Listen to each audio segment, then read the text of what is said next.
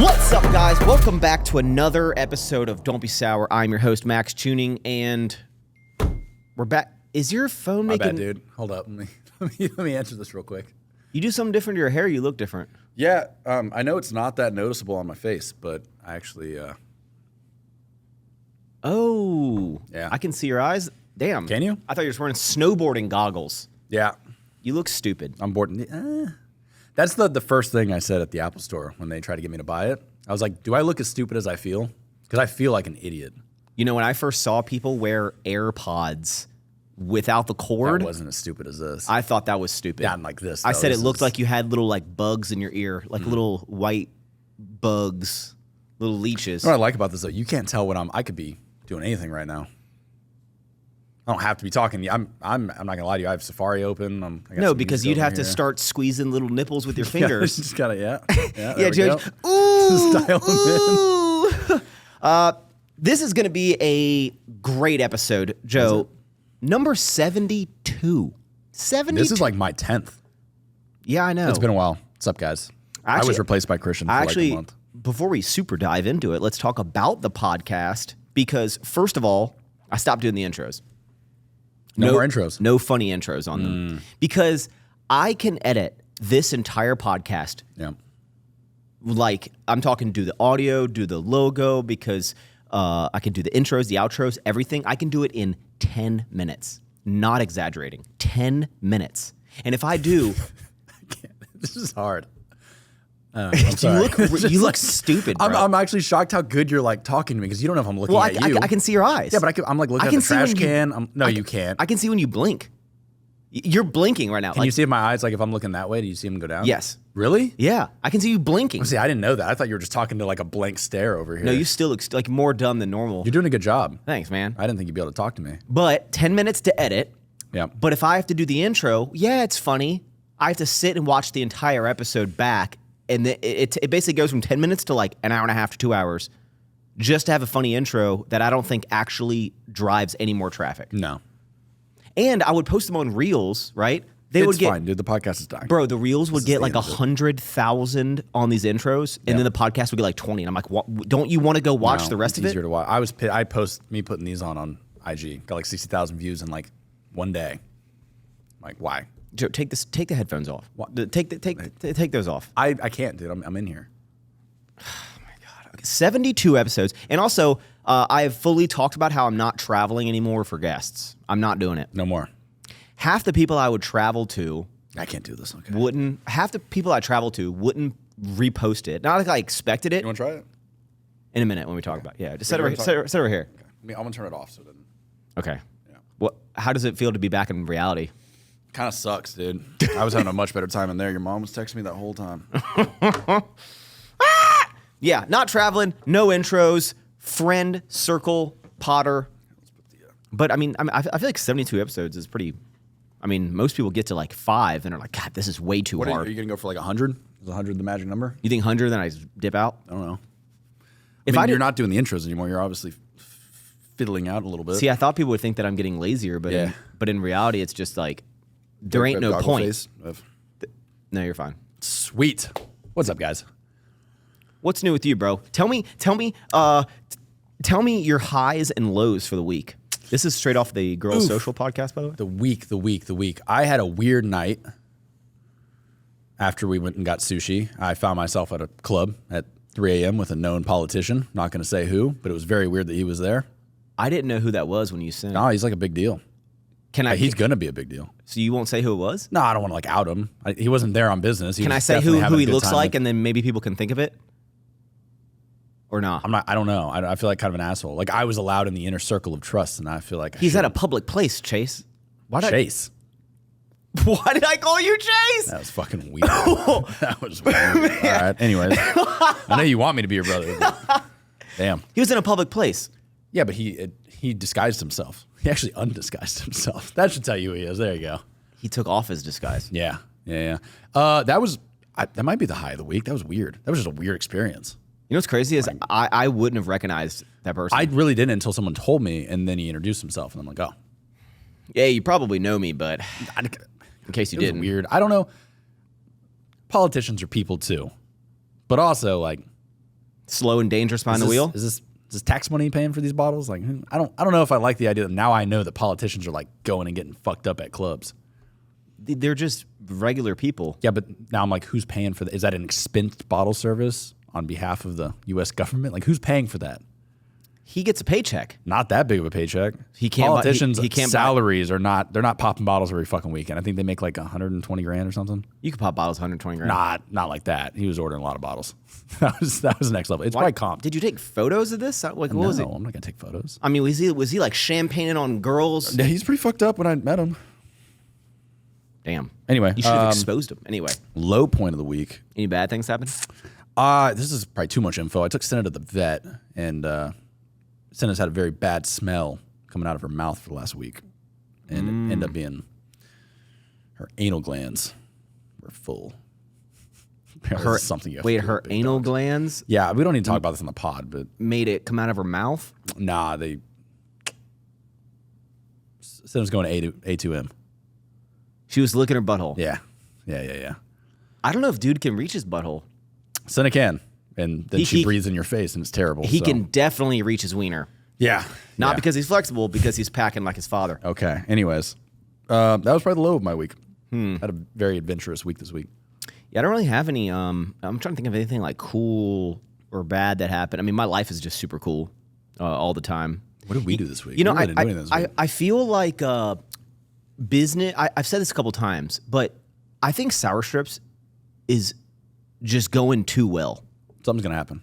Yeah, like everything's just been going too well. Like I've been getting like sales doing really well. Stores are like, y'all are crushing. Like everything's going well with switching to new manufacturer. At this point, is the new formula? Mm-hmm. Is it like, have people eaten it? Four of the flavors are out. And like people have eaten them? Yeah, if you didn't know. Nobody's been like, this is terrible. What the fuck did you do? No, but one thing is we actually are increasing. We're increasing basically, and it'll take a couple weeks, like a month or so for these to go out. But we're actually increasing them to make them even more sour. Like we're adding 15% more sour to the new one. So if you try the new flavor Sour Strips, which are substantially better, I think in terms of the flavor, you're not making them. This is a sales tactic. I'll show you the email. 15%. I will show you the freaking email to the manufacturer. Mm-hmm. I am. I know how you work, dude. Try the candy now, and then try it in a month and a half, and tell me if they're different. You're just trying to buy 2 bags. They're going to be even better. But yeah, we've been switching. Everyone's been really, really liking them, especially the watermelon. I know you were stressed out because it's the single biggest thing that's like ever happened to the company. Ever will happen. Yeah, it's a big deal. Like what we're doing, but it's like a necessary. I was saying necessary evil, but it's like a necessary thing to scale the company to like. With the current way we were doing things before, it was like you could only get to here, and we were like kind of hitting the ceiling of it, and now we can to the moon, baby. To the moon. Yeah, dude just growled or something, or groaned. At least he's not licking his anal glands. Yeah. So business is going good. We went and checked out the land. How's the land looking? Still looking like land? Still there. Yeah, that's good. Still there. No flooding. No flooding. And we're looking to build this house like starting at the end of the year. Do people know that like your dad is potentially going to build the house? Unless you told him. Joe's dad is going to build. We're going to facilitate it. We're not actually building it. Me and Steve ain't out there swinging hammers, but yeah. So explain why because your dad owns a cabinet shop. So why is he building houses? He started doing houses on the side like a couple years ago.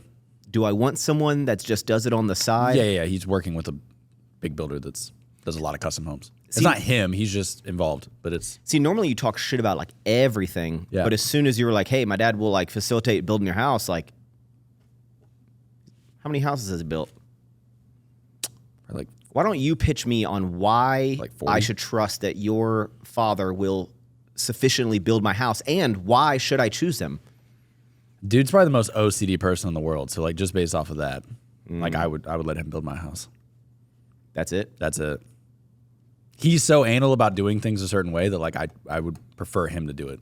You won't have all the bullshit of like, why is this tile fucking a little bit crooked right now? Oh, I will hate that. Yeah. I think your dad's going to experience how annoying I am because I'm going to be there every day talking about, I'm going to do changes. Done like 30 or 40 at this point. And they're all pretty nice. We walked a couple of them. Am I getting a deal? Like we'll cut you a deal on the cabinets. Where is he benefiting from me choosing him? We'll probably use this house as like a showcase. Okay, so what do I get out of that? A nice house. We'll cut you a deal on the cabinets. The cabinets is a different business. Yeah, I mean, you have to have a builder either way, so it doesn't matter. You're not getting the house for free. So you're going to have to pay a little bit for this. I mean, yeah, the biggest thing for us, this will be a big custom home to show off. Yeah, this will be the most spectacular thing probably that he's ever going to build. I don't know. We've done some cool stuff. There's some cool stuff out there. There's a big house out there I saw the other day. You might not be the coolest house in the neighborhood. What's the most in history of coding and development? What has been the single biggest thing done by a single person that's like, wow, that's like the pinnacle of like technology creation as of this moment? In technology? Fuck, the invention of the internet. Okay. This house is essentially going to be like my internet. Like when this is done, everyone like I'm going to leave this earth and go, that house was the greatest thing that was ever built on this earth. And it was done by Max and Taylor. House. That's not you're not dying in that house, dude. I'm dying in that house. No, you're not. Joe, you're too young. You're not living in a house for 50 fucking years. Why not? Something's gonna, I don't know, maybe you want to live closer to town in 20 years. Maybe you have a change of heart. Why would I want to live? I don't, right now you say that. You hate it and you're like 30. I don't hate it. I'm learning to. I'm not going to want a bigger house. I don't need more land. What if y'all end up having like 4 babies at once? What the fuck is that? Quadruplets? Yeah. Is that what it's called? Quadruplets? Something like that. Sounds weird. It doesn't sound right. Quintuplets. That's 5. Quadruplets. That sounds weird. The more I say it, the weirder it gets. All right. Yeah. What if that happened? Then you need a bigger house. You don't know what the future is, dude. 3 kids, snip, snip. Yeah, but you can't control if they all come out at the same time. I would hope 3 You kids. have 2 sets of fucking twins. I do not think I'll have 2 sets of twins. Shit happens, dude. What if you buy 4 more golden doodles? We have an acre and a half of land. I can have that. That's Either fine. way, I'm excited to build this dang house. Some cool things have happened in the week. We have Drake's wiener got exposed. You were very adamant about showing me that. Everyone should see it. Like, you're weirdly into this. Like, Max, like, have you seen it? Do you want to see it? You should search this on Twitter. You can see it right now. You brought it up every day this week in some way or another. I mean, when it's like, it's just like it's a... I have not seen it. I still have not. It actually has not popped up. I've seen like stuff about it, but I have not seen the actual video. I'm just going to... I don't think I'm ready for that, dude. I don't think I can handle that. Have you ever seen... You're a big snake guy. Yeah. You ever seen how big a python is? Uh-huh. That's a weird thing to say about it. Like, I'm just saying. It's not that You big. acknowledge... Anyways. It's like if someone was really jacked, and you're like I said all the time, I'm like, dude, you're jacked. If I post a video of myself and my wiener on the internet, and you look at it, and you're like... Gay. And you're like... Oh that makes you gay. No, it doesn't. A little bit. You acknowledge... A little bit. Like, if there's a... It's Hollywood. Everyone's gay once in a while. If there's you could say Brad Pitt is an attractive dude. Yeah, that's fine. But I'm not like, hey, you want to see Brad Pitt's dick? There's 2 lines of thought here, dude. This is not the same thing. I'm not going out of my way. I'm just, it happened. It's all over the internet. Let me ask you this. Did you hear about it and then go seek it out? Or were you just like out of the blue, like, oh, there's a golden doodle. Oh, Drake's dick. I'll tell you exactly how it happened. I feel like you heard about it and then went and looked for it. No, on Twitter, on X, basically, it'll be like, oh my God, like, it'll be like, that Drake video that leaked, and it's like one of those like meme like army guys that's like, yeah, like that. And then I'm just like, what is the video? So I click on it and you go down and like 2 things down, there's Drake filming himself in the mirror. You seeked it out. 2 scrolls. Okay. All right. And then you're like, it's like a Larry David. You're like zooming in. If this is if you had to zoom in, it can't be that. Continue. You've seen it. I swear I have not seen that video. Okay. What's the opposite of Drake's wiener? Vladimir Putin. Yeah, I did watch interview an hour of that. I have not gotten through the whole thing. I think at this point I'm at like the 1786 part of the historical. My man started at like 600 fucking BC. No, A whatever the fuck. This might explain my political views, but like, why do you care to watch a podcast with Vladimir He's a very... But he's bad guy. Depends which side you sit on. Yeah, I mean, if you're a lot of Russians love him. If this world was a movie, would he be the... I don't think he's as bad as like Kim Jong-un or whatever that guy's fucking name is. I guess why I don't think he's the worst guy in the world. First, why is it a big deal? So he's a pretty reclusive dude. He doesn't do a lot of interviews. I don't think he's done any interviews with American media. None? Since the war has started. You're not putting me on right now, are you? No. Okay. So I think having an interview, I think hearing him talk and like answer questions that he's not normally, because a lot of stuff in Russia is like government controlled, scripted. You can't really trust everything that comes out of there. So I think having someone like Tucker, who, whether you hate him or love him, like the fact he went to Russia to do an interview is fucking wild. And the Tucker guy, he's just a news guy that got fired. Yeah, there's like a big thing with Fox. He slandered the voting machines. Do we like Fox? Is Fox propaganda? They all are. Okay. I would say Fox is a little bit more based than the other news networks, but they're all fucking, you can't trust any of them. We're going to just synopsis real quick. He said basically that the voting machines were rigged, and that's why Biden won the election. And then the voting machine company sued Fox for defamation for like $1 billion or some crazy number, and they won. What? Yeah. And then Tucker was fired like the day after they settled, and they claimed that it had nothing to do with it, but like I'm pretty sure they fired him because he cost them $1 billion or whatever. I would fire an employee if it cost me $1 billion. Yeah. So then he went on to start a YouTube channel where he just does interviews now, and I think he's doing way better now than he was on Fox. Like now he's killing it. Okay. That video, I think with Putin, got like 8 million views in the first day or something, or first couple hours, or it was a crazy number. How do you think, like, why do you, okay, we're going to go down this rabbit hole. Yeah. Why do you think Putin said yes to do this interview? Honestly, I think Putin wants to fucking talk in a light that he's not evil. I think Putin gets a lot of people just kind of paint him like, I would say, okay, if you watch the interview, I'm not saying Putin's in the right here, but like, he's not lying about a lot. Like a lot of the shit that comes out of Putin's mouth, if you Google it, if you Google what he's saying, like it is factual, like all of his historical stuff and like the land used to belong to them and stuff. Basically, Putin's claiming the land used to belong to Russia and he just wants it to become back into Russia. But more importantly, Russia and NATO don't get along. You know what NATO is? NATO is the, I'm going to explain this. NATO is a group of people that each person represents a country or territory. Country. Now, not all countries are in NATO. Nope. Basically, a bunch of countries were like, you know what? I think we're all kind of cool. We may view things a little bit different, but why don't we kind of get together? And if anyone, we got everyone's backs, okay? If anyone jumps any of you, we got your back. Pretty much. Is that what NATO is? Yeah.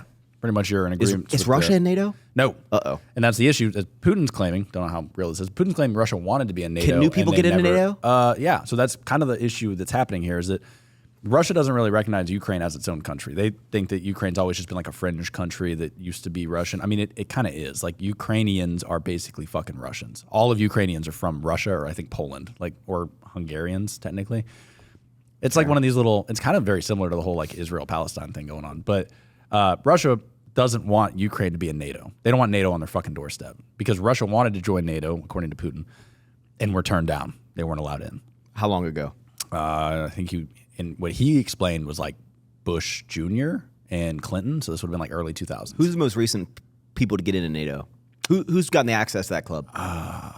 Poland, maybe? They're like the most... No, maybe they've been in for a while. The problem is Ukraine, it's been floated that Ukraine can join NATO. It's been said a couple times by America and stuff that we might be okay with Ukraine joining us. And Russia's like, nah, fuck that. Like, we're not going to have a NATO country on our goddamn border.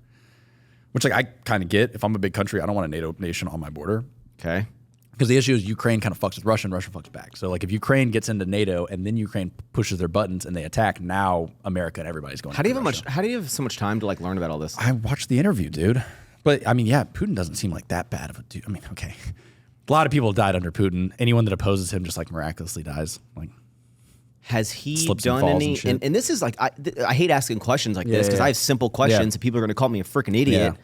But has Putin done anything that has been, like, you know... This person started this war. Like, you know, this person... Like he started a war? Created a genocide. Like, has Putin Ukraine. done anything that's like... I mean, like he did that? So that's the problem is like some people love... So like I have family friends that are Russian and Ukrainian and they love Putin. They think he's great. Okay. But then I have other friends that are Russian and their families hate... Like we got out of there because of him. We fucking hate, you know, as a dictator. Because Russia's not supposed to be a dictatorship, but it kind of is. It's like a weird... Okay, so Putin's kind of like... Some people like a lot of people argue that a lot of people have died under Putin, like people that weren't able to get the right healthcare and food and have gone like starved and stuff, and they'll blame that on Putin because he doesn't take care of the country or that he started these wars. Technically, the war in Ukraine, he did start. All those deaths are on. Like, he's probably not a good guy, but I don't think he's as bad as people make out too. I think maybe so. So this interview wasn't like, so how'd you get into politics? This is like, no. All right, welcome to the interview. Why did you do this? Pretty much, yeah. Yeah, Tuck was basically like, why'd you attack Ukraine? And Putin was like, let's start in the prehistoric ages and work our way back. It was fucking wild. For the first hour, Putin's just like, to understand it's a backstory. We have to, but he literally starts, he's like at 600 AD. And I'm like, what? He goes all the way back. An hour was in, he alive like then? No, he's pretty old though. Oh. Yeah, and then you see like the memes where like Putin goes to shake people's hands and like no one shakes his hand back and he's like sad. And it's like, honestly, maybe this guy just wants a friend. Like maybe he's... Who's the other guy in Stalin? Stalin was Italian. No, it was Mussolini. Stalin was the Soviet Union. He's Russia too. Was, yeah. During like World War II. Oh, he's not alive? No. Oh. No, Stalin's been dead for a while. Putin's a new Stalin.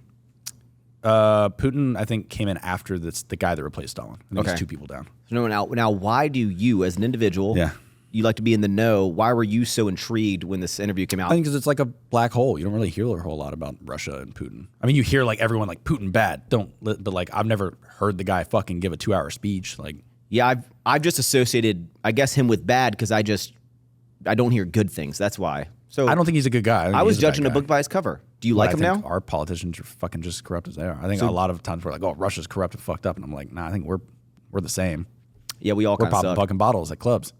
Yeah, the politician Corrupt. Do you, Joe Boppity do you like Putin now? Ah, that's a loaded question. No, I mean, I don't know everything about him. Would I go to dinner with Putin? Yes.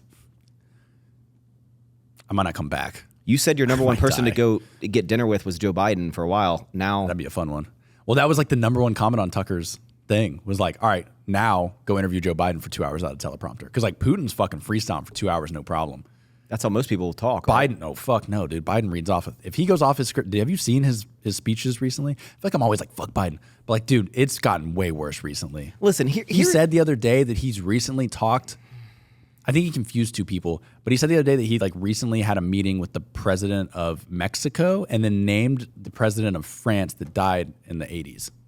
Is he reading off a script? I guess not. No, he went off on that point. Yeah, and then he just says like, it's like, dude, he has no fucking clue where he is. Like, forget about talking. Like, I don't think he understands where he is in life. Like, I don't think he knows who he is. Do people ever like? I've seen clips of people like kind of stopping him talking, like kind of he's done. Do people ever go like correct what he said of like, oh, he said this, but he kind of meant this. He got distracted. His like speaker of the not speaker. I don't know what's the fucking person that the president uses to talk to people. I don't know. Not the Speaker of the House. It's like oh God, I can't think of the name right now. His assistant? Yeah, for Trump it was the hot blonde chick, and then for Biden it was the redheaded chick for a while, and now it's like Saint Jean Claire, whatever her name is. I don't know. Anyway, the ladies that like come out and give press conferences after he gives speeches and stuff, they'll cover his ass a lot. Like, he didn't mean to say that. And it's like, well, he kind of did. I don't think he knows he's a president, dude. I'm not even fucking with you. Like, he has multiple times referred to Trump as like the sitting president. Like, he has called the Trump like the current president. Like, I think that's happened once or twice where it's like, no, like you're or he'll be like, I gotta ask the president. Like he'll say he is like get permission from the president. It's like you are the. I don't think he has any fucking clue, dude. I think he's gone. Not in like a mean way. I just think he has like dementia. Does it say a lot about my interest in politics? The fact that I have there's zero interest in me watching that Putin interview. No, I just don't think you're that interested. I mean, all right, here, let me ask you this. If tomorrow Netflix aired a 2-hour interview with Hitler, would you be interested to watch it? No. I would. Don't you want to know the inner workings of that dude's brain? Like, see, I think I'm just like from a knowledge perspective, like I would watch that. Not like I like Hitler. I'm just like. I think I get the gist of what is in his brain. Not maybe. I'm just saying, like, I think I'll watch an interview of anybody. I think I just want to see them. No, I don't get excited to watch interviews with politicians, Joe. I don't, not all politics. If tomorrow an interview came out with fucking the prime minister of, I don't know. Who's Tucker going to interview next? Was this like you knew it was coming, or was it just like surprise dropped album, baby? He dropped literally. He was in front of the Kremlin, their big building. Yeah, he was like in front of it the night before, and he's like, "I'm in Russia, about to interview Putin," and everyone fucking flipped out. And then the next day, It was a thing. And it's crazy to watch like media, regardless left or right leaning media, everyone has gone after him now. Like, everyone is like wannabe journalist, Tucker, like dangerous platform. It's like everyone unanimously across the US is like talking shit about Tucker and how he's not a real journalist. And he's. Do you know the difference between subjective and objective? No. You don't? Well, one's about a subject, one's about an object. Oh my God. No, help. This might have been the first dumb thing you've ever said that you didn't know. Mm-hmm. Like subjectively speaking or objectively speaking. Do you know the difference? No. Are you messing with me? Explain. Oh, I'm in a position of power. All right. Oh my Is God. one like my opinion and one's a fact? Yeah. Okay. Damn it. Context clues, dude. Which one is it? Subjectively would be my opinion. Damn it. Yeah. Okay. Yeah, see, okay. dude, context clues. Well, objectively speaking, is Tucker Carlson a quality interviewer? I think he did a great job. I mean, No. That's a problem. You can't say I think. You were like, he did a good job. Okay. And that interview did a good job. You think most people would say that? I think the problem is, well, the media is like, oh, it's like softball questions. Like he didn't. A lot of people think he wasn't tough enough on him. They but want you're talking about baseball one of the questions. most powerful fucking leaders in the world that is known to have anyone that opposes him fucking eliminated. I don't think I would go to his country and fucking be like, what the fuck are you doing in Ukraine? Like, I think I would probably be like, so? You think if it ever went south, they'd be like, oh, that was pretty funny. Yeah, literally. Just like in the movie. I think he did a good job. Honestly, the MVP was the translator. That was the best. Like normally when there's interviews with like someone who doesn't speak the language and they have a translator, I'm like, oh, that sucks. Whoever was doing the Russian to English translation for Putin was killing it. Oh, Putin wasn't speaking English? No, he doesn't speak English. I think he speaks very little. Yeah, but like that guy did a great job. Can you imagine sitting through an entire interview where you have to pay attention to the... So Putin has a little thing on, and as he talks, someone translates it to him, and then when he talks, someone translates it back to Tucker, and that's recorded into the podcast. We don't have technology enough that he could just put something in that when he speaks, it just comes out in English? I don't think it's that good. We do have that, but I don't think it's quick enough. I thought it'd be like, Russian. No, I disagree. No, they like overlay it. They did a good job. You should watch it. You should just watch like the first 5 minutes. It's a good history lesson. I will watch the first 5 minutes. Okay, so speaking of politics, some other stuff that happened. You see the Grammys? I did not see I'd never watched. Not even like, oh, it's woke. Like, nah, I don't know. Okay. You hear about Jay-Z? Grammys is music, right? Yes. Yes. Oscars is the movie one. Something like that. Okay. I saw that. I saw him talking shit about people getting robbed or something. Well, Beyonce not getting album of the year. yeah, he's very adamant about. So Beyonce has won the most amount of Grammys, but has not won album of the year. She's not dropping good albums. Whoa. I mean, you can drop good songs That's and the not Queen have a you're talking good about? album. If I have 2 hit songs, but the rest of the album sucks, you don't win album. See, this is going to be a hot take. I think Who won album? Taylor Swift. Oh, fuck. All right. Continue. I think there's like, yeah, you should stand up for like Beyonce is the top person, Jay-Z's the top person. There's a lot of top people. But when you're just, I feel some type of way about like, whoever won this is wrong. You know who's better? This person. Well, Kanye West, dude. Yeah, it's the same kind of thing. I feel like it's great. kind of, I don't know if pretentious is the word, but it's more of like what if you just didn't win? Do you think on the ride home, Beyonce was like, thank you so much, babe? Like you really. I have went a out of your way feeling to- that I have a feeling part of me, like Beyonce was, when Jay-Z's like just like basically like, hey, all y'all are stupid for not, like Beyonce should have won. What was he up there for? Did he win something? He won like there was like a Dr. Dre, like basically there's a new award that's like a Dr. Dre award for something. Oh, and he was giving it out? No, Jay-Z won it. And then Did Jay-Z even drop a song last year?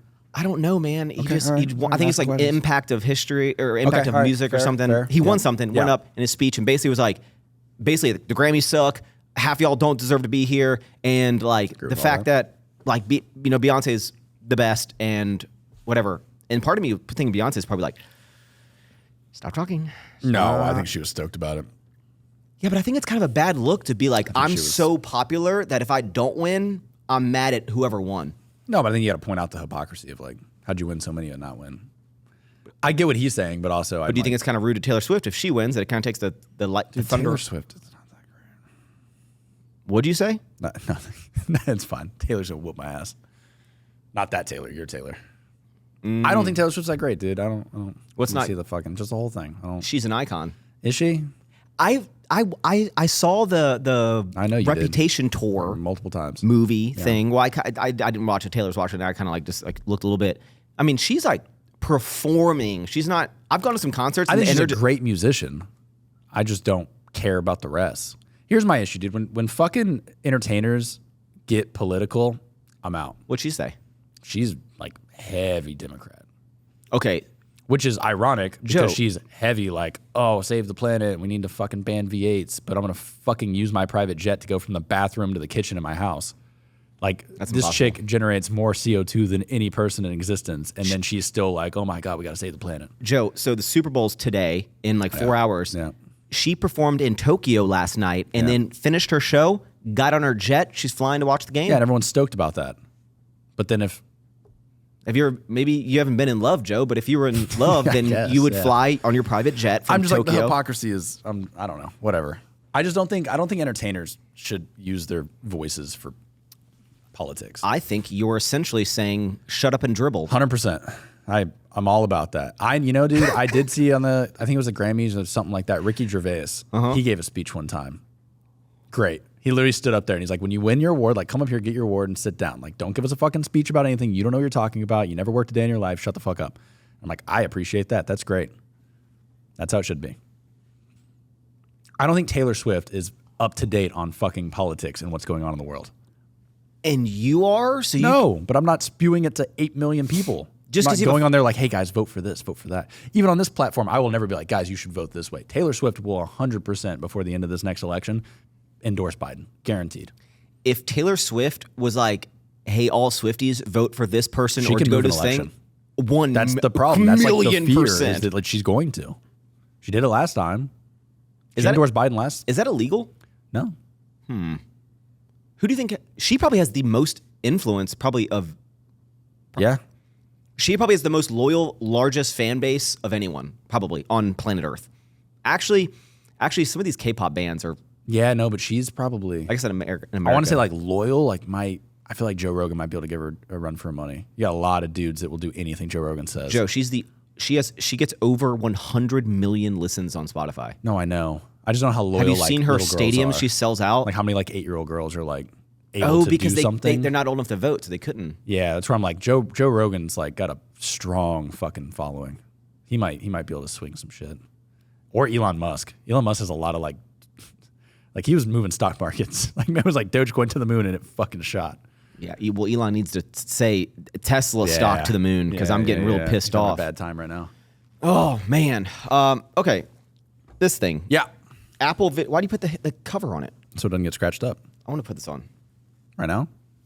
You're not going to put it over Why top is it of the separating? Yeah. Chill out, dude. All right, I'm not gonna put it on. This is the I'll show you how to do it when we this get is the when we get out of Vision Pro. here. Yeah.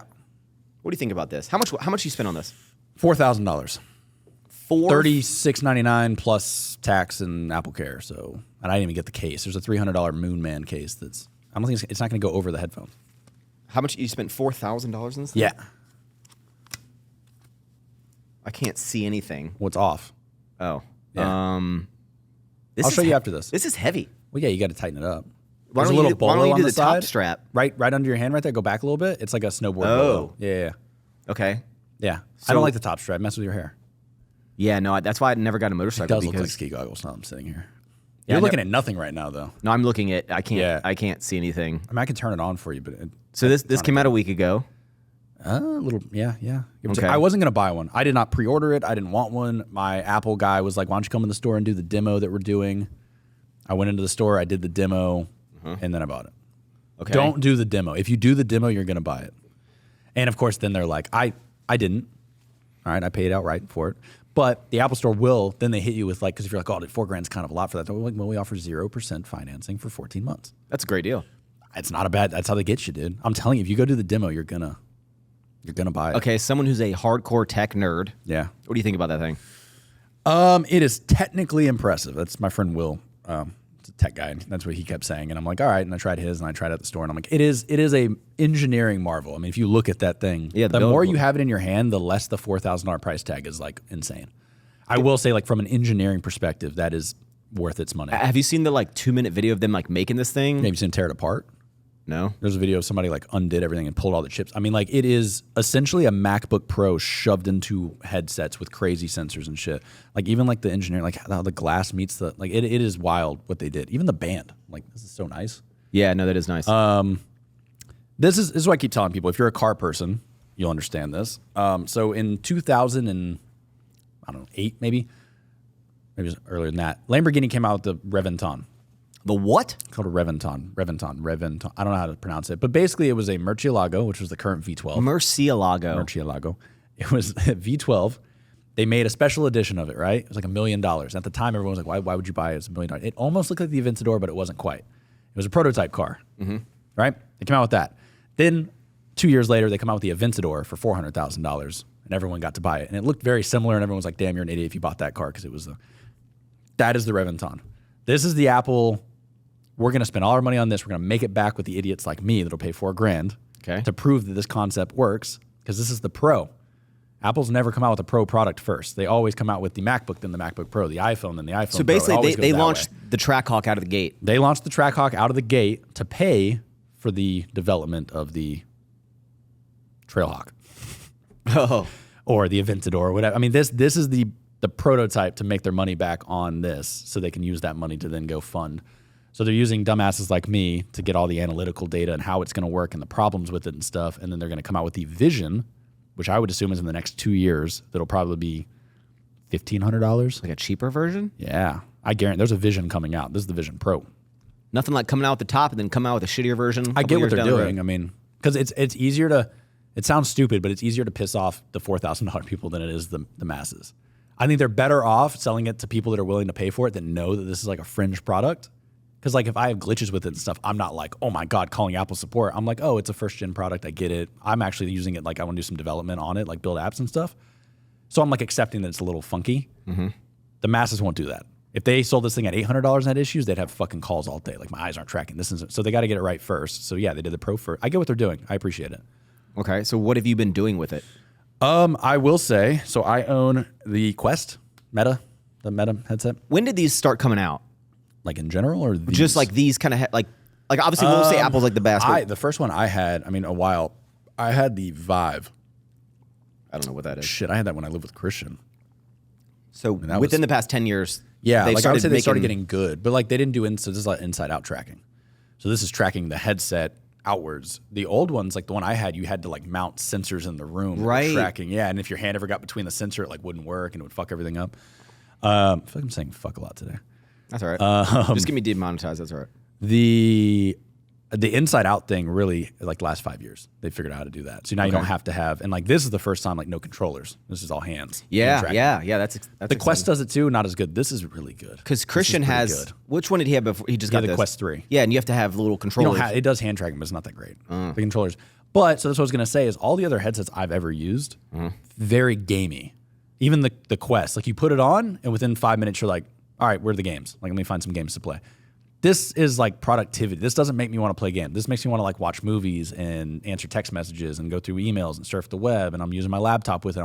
I've actually worked with this. Like I've actually sat on my couch and wrote code on this. I would never do that with the Quest. No part of me ever like puts on a Quest and it's like, all right, let me like check but it's all very Apple ecosystem-y. This works really well if you have a MacBook and an Apple Watch and an iPhone, because everything just works together. If you didn't have an iPhone, this wouldn't, like, because then you couldn't do your mail. You're not doing your, I mean, I don't know. Why is this more product, like when you put this on, why don't you want to play? I don't know. I think because the OS, I think because it feels like you're on an iPad, and I don't want to play games on an iPad either. It's just very productivity driven. I don't know. I don't know what the reason is. There are games on it, but like no part of me wants to play games on it. I want to just like. What's the coolest thing that it can do right now? The immersive video. So these are, I want to say, don't quote me on that. I'm not a fucking tech, but each eye is, I think, a 4K display, which has never been done before in a headset. So insanely clear. So the immersive video, like it feels like you're there. Like the Quest and stuff's a little pixelated, it's a little fringy. What do you mean immersive video? Like I want to be on a beach? Yeah, like there's videos that like wrap around you and under you and shit. So it's not full 360, but it's like around you. Like you feel like you'll see after we do this. I'll take you in your office. You can do one. Those are so clear that like you kind of forget. And the spatial audio on these is insane. Like you hear shit behind you. Like it does such a convincing job, making you feel like you're in a different environment. But do you think it's pretty much just a giant demo machine? Like they're just like at the moment, yeah, there's nothing on it. I'll be the first to say there's like 2 apps. All the apps are iPad apps. You can't get YouTube on it. You can't get Netflix on it. You can't get Spotify on it. How come? So when they come out with new iPhones, right? Yeah. It's like the day the iPhone comes out, there's cases for that new phone like the same day, because Apple ahead of time probably talks to big case companies, sends the schematics to it so they can make the case. Why aren't there more apps? Or people aren't adopting it? This is not an Apple thing. Here's a 2-level question. Yeah. Do you think that one, Apple didn't give them enough heads up, or it's so complicated, or were like Netflix and stuff like, no, we don't want to do that? That was it. Why wouldn't they want? Why wouldn't Netflix want to be like the simulator in Xcode, which is what you use to write iOS apps, for this has been out for a year. Remember they announced this thing a year ago? Oh yeah. That day you could go into Xcode and start building apps for it. It was just like a virtual. So like when you'd run it, you could like walk around in your like virtual Wouldn't big simulator. companies want to be the? I think they thought it wasn't going to work. I think companies like YouTube looked at it as like, all right, do we want to spend? I know, but I think they were like, do we want to spend $2 million developing a custom app for the Vision, or do we just want to say fuck it? And I think it's going to backfire. I think they think it's not going to hold on, but I think Apple, I think it said 70,000 units on the first day or something. I think this thing's selling a lot better than people thought it was going to. I sold 20,000 units of candy in the first day, so I'm pretty much just as what's successful crazy? as I did the Apple. math on it. Assuming $4,000 a pop, it was like $230 million in one day. They're like, yeah, we almost paid ourselves back for the glass. Yeah. I think a lot of companies thought it wasn't going to catch on. And it still might not. I mean, it's still in this like weird phase of like, I think it's badass, but like, I think your use of it will slowly start going down until there needs to be apps and stuff. Yeah. I think it will get better over time. I guess that's the way to look at it. Like when we do, I'll show you everything in your office. This is the worst this will ever be. Yeah. Well, this is the worst it will ever be. Because even software, even since it came out, there's been 2 updates that have actually fixed a bunch of stuff. I think it'll get way better just software, and then as hardware gets better, like this is gonna Gen 2 and 3 of this will be insane. People's uses of it. So I think on a plane, I think it'd be fantastic. Not only to just watch movies in a big screen, but also if I wanted to like edit a video, look up new Drake videos. Like no one has to see what I'm doing. Porn. Yeah. You can watch porn on an airplane. No one will know. Corn. You're gonna want to put headphones in for that. Yes, you would, because as good as these are, you can very audibly hear them around you. Okay, what do you think the future of this is like? Not talking about the design of it, but like the utility of it. So Apple actually put out a couple. All right, here's something I'm going to tell you if you haven't used it yet. No one's used it, Joe. All of the tech people, I think a decent amount of people. There's probably 10 people that have used. All of the tech reviewers, which I initially was like, I use my friends. I'm like, something's not right here. And then this is just how it is. The pass-through is just camera. Mm-hmm. Like as magic as it feels, at the end of the day, it's still a camera. And you know how cameras work. You have shutter speed and all that. Yeah, I'm real smart. Well, the problem is the camera to the screen, like to take a picture and send it back to the screen, I think this is like 12 milliseconds or something. That's not a lot of time. That's like how long you last at sex. The issue is they can't slow the shutter speed down too much because it would delay the vision. Like on your camera, you can slow down to like 1/24th of a second and get more light in, but it's taking longer to get to the screen. Mm-hmm. They don't have the luxury of doing that because they have to get this delay as short as possible. So they jack up the ISO so it gets a little fuzzy. Imagine on your camera, you jack up like 100,000 ISO, it's a little fuzzy and stuff. That kind of stuff happens a lot. Like this thing really doesn't perform great in dark rooms. You want as much light as possible to get the best. But the other thing is like it's very fuzzy looking at stuff around you. You can type on a keyboard, no problem. You could drive a car, not that you should. Stuff like that, no problem. I've seen people do wild shit with this thing. But like when someone jumped out of a plane with it. You could do that, no problem. You can catch a ball. That was the coolest thing to me. Is like I can have this headset on, you can throw a football, and I'll catch it. Like it's the latency's not. I'm gonna throw a fastball at you when we get out of here. I'll catch it, no problem. But the problem with that is like it's kind of fuzzy, and I've seen tech reviewers that are like, "Oh, let me like text somebody," and they have their phone out doing that. You can't read text on this fucking screen when you have that on. You couldn't read your notes with this on. You couldn't read a book. Like I saw like there was some YouTuber that was like reading a book in her Nook talking about how great it is. I'm like, dude, it is blurry as shit. And I thought at first it was just my unit, and then I tested a friend, and then I tested the one at the store. I feel like wearing this and reading a book is like an oxymoron. Yeah, but that is like the downfall right now. Is like that pass-through's not good enough. Like people are like, oh, you can keep it on all day, and I'm like, no, I do things where I need to be able to see my phone and see.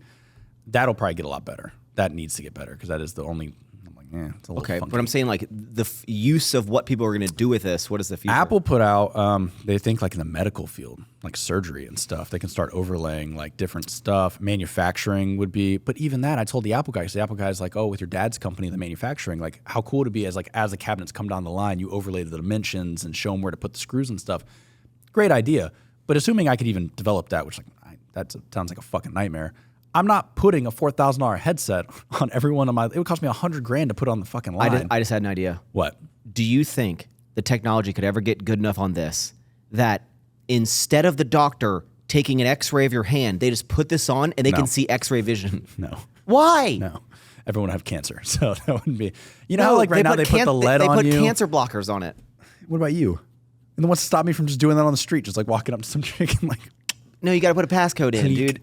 I think medical, it'll get a lot of use. Manufacturing is a huge use case. I saw like a mechanic where people were like, it was like working on something, and then they had like all the error codes and like what the torque specs are, and like it'll get.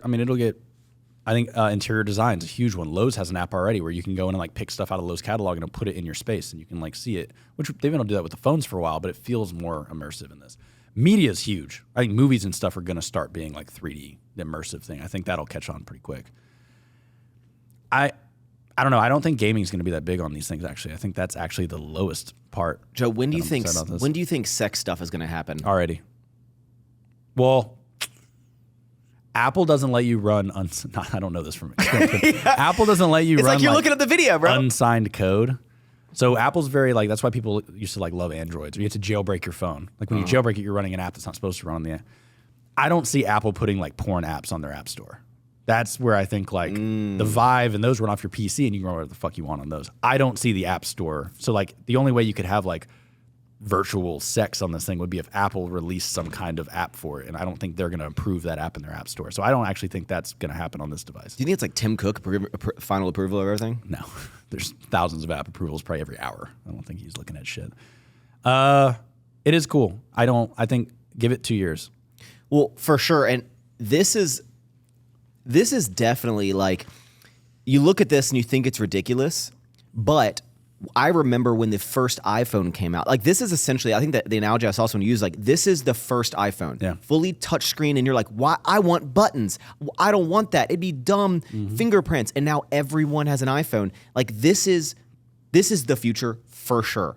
And I don't know how like look at the old projector TVs, how big they were. Obviously, like no one at that time were like, man, it'd be really nice that they just had like a half an inch thick, 90-inch, 4K. They were just like, oh, this is the best it's ever going to get. Like this is the projector TV. And in 10 years from now, we're going to have the 85-inch millimeter thin TV. So Apple, Steve Jobs always wanted, he always wanted, and that's why Apple's calling this an AR headset. This is VR, 100%, but they keep calling it AR. Augmented reality. Yeah, they want it to be an AR headset. They don't want to be a VR company. They want to be an AR company.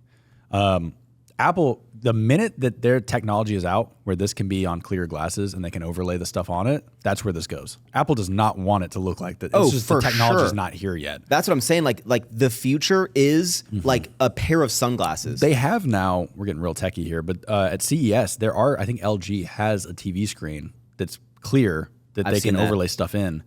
That is where this is headed. I just don't think it's good enough and it's not cheap enough. I think 10 years from now, once that technology is epic, that's where this goes. That's where all TVs go. Shit, I mean, imagine your living room TV is completely clear. It doesn't look like shit. Because that's a big use case for this. There's like, how many times do you want your beautiful, awesome new house you're about to build, and you're going to want a desk in the middle of the room. And then you're going to have your fucking PC with your 7 monitors and your mic arm and the wires everywhere, and it looks like dog shit. No matter what you do, gaming PCs never look nice. Even my Mac setup's not the nicest thing to look at.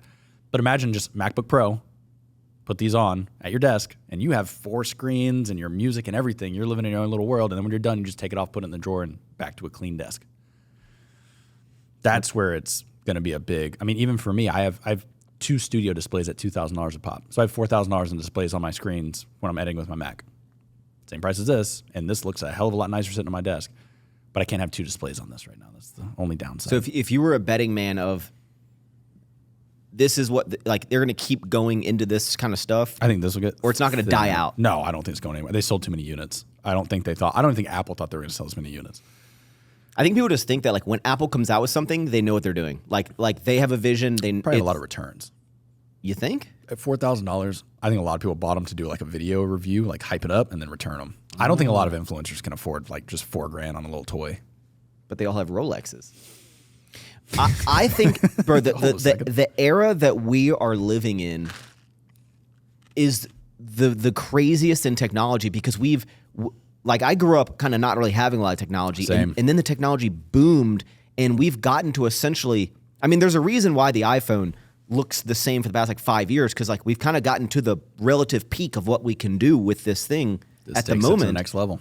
We're witnessing this shit happen I think in real life. That's Apple's vision is like iPad goes away, iPhone goes away. This is it. I think in a perfect world, like you don't have a phone. In a perfect world, you have contact lenses you put in and it adds the AR and that's your phone, that's your computer, that's everything is right there. There is no... anyone who thinks that this is goofy, think of forever ago being like, hey, in the future, everyone's just going to stare at a little rectangle screen, a rectangle square, and you're going to be just staring at it all day. To be like, the nice thing with this too is like a lot of people to posture, right? Like you're supposed to sit here, but naturally when you pull a phone out, you do this. Like there's no way around that, unless you do this, which looks real stupid. With this, you can sit up straight and interact with stuff, and you don't look like an idiot. Because like if you ever try, like think about your posture when you're looking at your phone, you look like an idiot. Like if you're ever in the airport like this, like no one does this. You always do this. Yeah, this is a better. But I don't know what the long-term effects of like putting two screens millimeters from my eyes. Like there's a reason that like the billionaires' kids aren't using. Someone pointed out like none of the people that make this shit let their kids use it. Like Zuck doesn't let his kids use like the Meta headsets and stuff. What? Or maybe they do, and he limits their time on them. I don't know. Like, when's the last time you saw Tim Cook using one of these?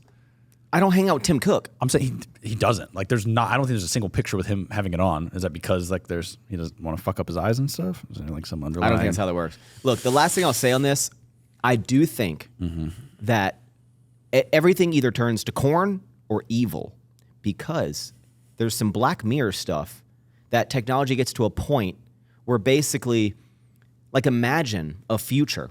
This is the world we live in. This is like crazy vision and it's starting to like be so small or even like contact lenses or some crazy shit. Imagine you get to a point, there's an episode where you don't want to hear what the person, like I don't want to hear what you're saying anymore.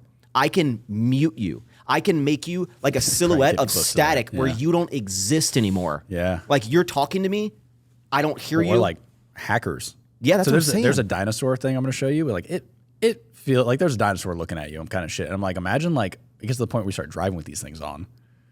And like someone hacks in your headset and makes you see shit that's not there. Someone makes a fucking look like a car's coming head on to you, but it's not actually happening. Have you seen all the Black Mirror episodes? Yeah. Have you seen the one where he goes in the spooky house? Like the spider? That's what that... Yeah, that's like even now, like there's times where like if Apple put some code in here that made like a dinosaur jump out of me or some shit, like I'd fucking shit my pants. Like there's times already where I'm like, like there's stuff all over You've my already room. shit your pants? Like, I mean, a couple times, but not because of this. It's wild we're witnessing this. Yeah. The generations... We're going to see the whole thing, I think. We're living in the best generation. Speaking generations, the new generation, Joe, they're having some struggles. This Gen Z, they're the Gen Zs. I'm just saying, this is going to make that way worse. If you have kids, do not get your kid this. I could see very quickly how I've only used it maybe a total of 5 hours. Instead of since I've had iPad it. Kids, it's going to be Apple Vision Pro Kids. I've maybe used this thing for 5 hours since I bought it. I've used it for like 1 hour a night, pretty much, give or take. And I've already found myself a couple times, like at work, like trying to pull up the menu. No. I'm just like, trying to like the other day someone called me and I'm on my Mac and I looked at the thing and like did that. And I realized like, holy shit, that's in 5 hours that became second nature to me to like think I can look at something and open it. A little kid, like if you let your kid wear this for a couple hours a day, like it's a matter of time before like, they can't process without it. They're gonna get so used to it that they're like, I told a friend of mine that was gonna buy one for his son. I'm like, I wouldn't. I'm really worried what this is gonna do to kids. Like after seeing what TikTok and phones did to them, like this might really mess them up a little bit. Joe, I'm gonna ask you. This is like a kind of a side note, a random question. Yeah. Using only your hands as like the gesture, how would you answer a phone call? No, not using the Vision Pro, just like in regular life. If I was like, this doesn't exist, just like, what hand gesture would you use to like, oh, someone's calling, like you're doing charades and like someone's calling me. Okay, see what you did with your hand there? Yeah. There's videos of people asking like parents and then the new generation answer it and they literally go like this. No, it's that's international. No, because they never grew up with the phone from the head to the mouth. They don't know that exists. Damn. There's a couple other things where I forgot what else they did, but like the kid literally answered the phone like this. And like Well, that was my cousin Matt. I told him at one point, I was like, hey, like the gate code to my house is like #1234. And he was like, you mean hashtag? It's like, yeah, but no, I mean pound. Everyone remember that hashtag is how I remember it. It's a little If hashtag. someone ever told me like my gate code is #444, I'd be like, what the fuck did you just say to me? Bro, every time I That is have to call a customer service and it's like hit pound after, I stare at both of them and like, which one's pound? it's the hashtag Okay, I'm because not that bad. because the other one's star. No. Okay, so the new generation, Joe, is getting pretty. I see a lot of these Twitter videos, a lot of Twitter videos. This one, not Drake. Mostly Drake. We're gonna do another segment of Joe reacts to videos of people complaining about stuff. I like it. So this is a video of the new generation kind of complaining about life. So It's the same chick from last time? no, this is a different chick. So I kind of appreciate the other chick. It's 45 seconds. Take your little headset off of us so you can hear, and then just hit play, and I'll overlay it on the screen. Just work their ass off for like the last 3 or 4 years for like a college degree, and now you have a job that you hate, and you still can't afford life, and you're still fucking miserable, and you can't pay any of your bills. This is the same and you chick. can't live in the house that you imagine, and you just feel lied to because you thought that if you just went to college and got a degree, you'd be able to afford a house and like things that make you happy, but yet you're still barely can afford groceries or clothes or literally anything that makes you happy at all, and you had to spend the whole entire weekend in your bed because you literally don't have any money to go do anything other, like if you buy food you just can't have an entertainment budget. So I'm just wondering if anyone else is dealing with something like this or if it's just me, because this shit ain't it. What do you think about that, Joe? I feel bad for her, dude. She's like crying. I mean, there's like tears. There's a lot of videos like this running. basically talking about how like they will never be able to afford a house. Like I can't. This is like my generation too. Like that chick's probably 25. No, they're little probably like younger. just out of college. I think people are just out of college. Like that's. It's also interesting. People filming these videos says about the generation. Like, why would you talk about? That's weird to kind of film. It's like people who film themselves getting fired and stuff. I'm like, what are you doing? It's weird. Gotta get the clicks, dude. I guess, but anyway. I kind of sympathize a little bit because yeah. that's one thing that always pisses me off is like I did not go to college, but from kindergarten until my senior year, that was the sales pitch was like, go to college, you'll get a good job, go to college, you don't want to be poor, go to everything was like, like even your parents, everything, get good grades, you get good. It's like, it didn't have any correlation. I wish that shit would stop. I hated the whole, like, if you get good grades, we'll buy you another video game. Like, what did my grades have to do with, I think the problem is it was beat into everyone's head so much that if you got good grades and you went to college, you could do anything you wanted. And like, no, it's not how it works. And then everyone went to college and now no one cares. When our parents went to college, it was a big deal. Mm-hmm. Our parents graduated with the fucking thing and you could go get a job at HP Computers. It was like, I like shit. a job. I have a degree. Pretty much. Come on in. Yeah, now it doesn't matter. But like we were sold that as kids. Like the number of times I was told that if I go to college, I'll get a good job was every fucking day. That was how everyone sold everything to you. Turns out you go to college and you can't get a job or you get an entry-level job. Are you saying more of the jobs that people want no longer require a degree and now they just have debt, or no matter what, now you just can't get a job? Well, or, I mean, the other problem too is like when our parents were growing up, it was mostly blue-collar jobs. And then if you went to college, you got a white-collar job. Blue collar is like more labor. working it with your hands. Yeah, like machinery. But at the time, also, we had a huge automotive fucking boom. There was reasons to be in blue collar. Now there's not a whole lot of blue collar jobs. Like we're kind of phasing a lot of that shit out. Wouldn't the blue collar job be working on like advanced tech stuff? It's no longer like kind of like old school mechanic stuff. It's probably like more techy. Yeah, but all that shit's done in China. That ain't in the U.S. Oh. There's not a whole lot of that here. All the car market, I mean, Detroit fell apart. I guess my point here is that like when our parents, like you went to college, you got a white collar job and they were kind of limited and they would pay more money and it was a whole thing. Now everyone is white collar. There's thousands of kids a day graduating from college. So like there's a lot of competition out there and all the jobs are kind of at an even playing field at this point. Do you think that the newer generation, like the girl represents the generation, like the just got out of college world. Do you think their expectations are different than of like what they I think that's not helping. deserve, but what they expected to get? Yeah. Because when I got out of college, I didn't expect to get a $100,000 a year job, period. Like when I went to my first job and they go, the starting salary is like 35, and now there's a little inflation, I guess, but like it was like 35, and like if you hit every metric possible every year and our company hits every metric possible in 4 to 5 years, you can make $85,000. And I was like, that sounds sick. Sounds lovely. Yeah, that sounds lovely. But like, Yeah, it's not I fair. I wasn't like, oh, only 40, this is a shitty job. I was just But like, that's social media. That chick is probably seeing other people that are making 400 grand showing their tits on the internet, and now she wants 400 grand. I think that's the problem, is like we see it everywhere now. And everyone, I was talking to somebody about this morning, it's like everybody's fucking lies all the time. That's the biggest. It's like, I don't understand this like need to be successful. I'm not going to call anything out, but like I know people that have told me that their company's doing X amount. It's killing it. It's insane. And then a couple weeks later, it's like, oh no, like we're not doing that anymore. That company's done. Or like we did X amount last year, but I'm going to complain about this car payment on a thing. I'm like, don't tell me your company did $20 million and then be like, oh, I can't afford a new Corvette. Like something's not adding up here. Like I don't know why everyone feels the need to be like hyper successful. It's like everyone's just like constantly fucking promoting that like I did so good last year. No one, that's the thing, like social media, you go meet like a good lawyer, not once are they going to drop how much money they made last year, but like every fucking influencer on YouTube is like, look at my tax return last year, check this out. If you didn't make this much a month, you ain't doing it right. Like if you're talking about it, you probably ain't making that much. You're probably lying about it. That's the way I look at it. But like, it doesn't help that girl's situation to be like, you went through college, you did everything your parents said, told you could do anything you wanted in life after. You can't. Now you're working a bullshit job, and you have to see Sally making 500 grand a year on OnlyFans. how Probably come? demoralizing. Like, I feel like the number one advice that I want to give people, where they just don't want to hear that advice, is like, figure it out, work harder. Like, it's going to take a while. Like, because I just compare it to myself, and I get the times have changed and opportunities.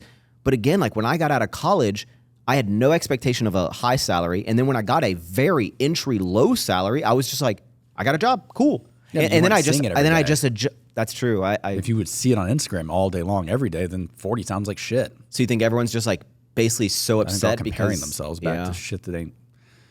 I don't know, man. What It's advice do you not have for good. them? Well, I honestly don't really have, because it's if you so got out of saturated. college, you had $40,000 of student loan debt. So here, this is where I look at like some of the problems. Is like everything's shifting. So a couple years ago, everyone said learn to code, right? Because Google is paying 100 grand entry level, and you get free breakfast, and you get the nap pods, Free and breakfast? you get everything. Well, like now they stopped doing all that. That tech boom's done. Like you're not getting free lunch every day now. You're not getting your banana in the morning. They don't have nap pods anymore. They're starting you at 50 grand now. Like all of that. Why did that change? Because it wasn't sustainable. I mean, it was when they were making so much money, but like now it's such a fucking, it's so saturated now that like there's so much competition that they don't need to offer it anymore. You also have, like at the time, there was a handful of people proficient in some languages. Now everyone knows how to write code. It's just like we're seeing all these things kind of like shut down a little bit, but they went to school when they saw it really cool, and then they get out and it's not like that anymore. Now you go apply for a job at Google and like maybe you get 65. 4 years ago, you'd start at 150 and it was some crazy thing. So I feel like now you feel like you've been cheated because you spent all this money on college to do all this. You finally got it. And now you can't even get the job. I mean, tech's laying people. Dude, I think Google laid off like 2,500. All the tech sector's laying everybody off right now. S&P is about to take a shit. I'll buy more. S&P is not going to be great in the next couple of months. But yeah, I don't know. I don't really have any advice because it is so goddamn saturated now. That What would you do if you just graduated college? You don't know your big brain coding stuff. You have debt. You're trying to look for a job. You don't really know what to do. You just have a general degree, like business degree. Like, how would you start your life? I think you just got to accept the next 10 years are going to suck. I think get through 10 years of bullshit and then hopefully something works out for you. Or find something you love doing and don't worry about the money side of it. I think that's the problem too, is like a lot of the younger generation, like they don't know what they like doing. They like sitting on their phones and fucking scrolling all day. No one's paying you for that. Where it's like, used to be like, oh, I enjoy cars. My first real job, I was a car sales guy. I didn't make any fucking money, but I loved cars, so it was cool. I was around cars all day. I was doing my thing. I don't think the young generation does that. I don't think, like, the things they love are like playing video games, watching streamers, TikTok dancing. Yeah, you ain't finding a job in those. I compare it to back to when I was in, just got out of school, and it's so much different. And I think the biggest thing is what you said about how I didn't, like, yeah, you'd hear about people that were doing really well, but it wasn't in your face 24/7. Yeah. People who never didn't do anything or making $700,000 a year or something.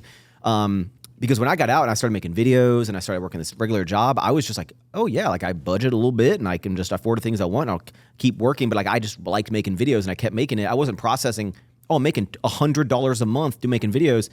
I'm pissed at this. And I remember having a conversation with my old roommates. We were at a club, hookah bar, off the hookahs. Then CarMax bought it. Anyway, off the hookah, I'm back there and I'm talking to him. And I remember this conversation going, bro, like, dude, I make like 40 grand a year. Okay. And I was like, dude, I think I'm like, I don't really know what I would do if I made more money than that. Like, I think this is good. I think I'm good. Like, It's the end. No, I was just like, Yeah. I got a cheap house rent, like whatever. I was like, dude, I'm good. But now I feel like people, if you make anything less than 100, Also, inflation. okay, Like, so no one wants 40, to talk about that. No, I'm saying like that really hasn't moved. Yeah. Like the average starting salary went from 50 to 60, but rent went from 1,500 to $4,000. Like there's not an even distribution of like shit's way more expensive now, and entry level jobs are not going up. So what advice price-wise. do you have for people to make more money? Oh, I don't know. Good luck. My advice: find something you really love, and like if you knew you're fucked, you're not gonna make any money, but maybe find a job at like a sick fucking Jeep building place. Like, all right, I'm only making 40 grand a year, but I enjoy my job every day. I'm having a good time. I feel fulfilled. I feel like that's probably more important. I think it's so easy to be like, oh, I need to make more money. The money's gonna make me happy, but it just fucking causes more problems anyways. I feel like once you get Maybe enough, don't go to college. That would be the biggest. Unless your parents are paying for you to go to college, which I had. My dad was going to pay 100% for me to go to college, and I still didn't go to college. I think that's the biggest. Like, go to a trade. I have friends that went to a trade school, got out, got a job. Like, one of my friends went to trade school. Now he's doing paint work at the Tesla Collision Center, making like 100 grand a year. Great. He was cheap. He has no debt. He got another job. I don't know this whole like, go spend 4 years of your life, spend 100 grand, put yourself in debt with an insanely high interest rate. It's just so you can get a job at some bullshit place you don't want to work. Like, well, stop. this is why I'm super thankful of like the time period I grew up in, because when I was in college, I wasn't thinking about what's going to happen after college. I was literally like, who's getting the Bud Light tonight? I was just having fun. I was like, How I much got was your college though. I got a lot of like grants and stuff. I did well. Like, I think I ended up with like 30 grand in loans. See, it's fine. Like nowadays, these kids are fucking 150 grand in debt after 4 years, and it's like, why? For what? Like now you're fucked, and you can't get rid of that. I don't think you can like bankrupt. Nothing gets you out of college loans. Like you were stuck in that thing until you pay it back. Biden didn't forgive them all. No, he only forgave a couple so they could post on Twitter about how nice he was. I think he forgave like a couple hundred. Should I be salty if like everyone's loans got forgiven, but like I am. I still had to pay. I didn't go to college. Why? I'd pay more in taxes to pay for your college. Like why? This is bullshit. That's the problem. That's why everyone doesn't want it, because like why they didn't get it. Shit's tough out here, dude. I wouldn't go to school. I think that's my biggest. I think college is kind of overrated at this point. Which you see it. I wouldn't. The only reason I tell people, like, I have such positive things to say about college because my college experience was great. Yeah. Like you I also had to go. Yeah. Most Fortune 500 companies required a college degree when you got out of college. Now they've almost all gotten rid of that requirement. Correct. Yeah. I got a job at IT staffing, and literally, like, it didn't matter what degree you had. You just had to have a degree. That's going away. Yeah. Now I bet you could work at those places that I got fired from for making YouTube videos, but like, I bet they don't require degrees at all. Apple dropped it. Google dropped it. I mean, most of the big tech companies you don't have to have a degree anymore. Or go into trades. There's that episode of South Park where like all the trades guys are now the billionaires because no one knows how to fucking do anything anymore. So like the guys that come fix your fridge are actually the richest people because you have to pay them. It's kind of got a good point. Like you pay a plumber, if the plumber charges you $4,000, like you don't know how to do it, you're gonna have to pay whatever he asks. Maybe like that's maybe where I would start heading, is back into the like archaic old jobs, because those guys are going to be worth so much more money. Joe, I think people really like our advice, and that is why I want to do a little news segment towards the end of this episode where I asked my Instagram, ask us, this isn't questions about you and me. This is like some situations. What are our thoughts on them? All right, let's go. We got a whole spectrum of stuff, okay? Yeah. This is good for you. Using dating apps in your late 20s, been single for 7 years, minimal luck on apps. It's probably better for you. You were single for like 10 years. Well, Joe what is your relationship status, Joe? Murky. But I've been on the apps. Well, not recently. I did download Hinge. I was on Hinge for maybe like a month total. How did you find success on these apps? I went on one date from a Hinge app. Okay. But a lot of weirdness in there. Do you think apps are the best way to meet people?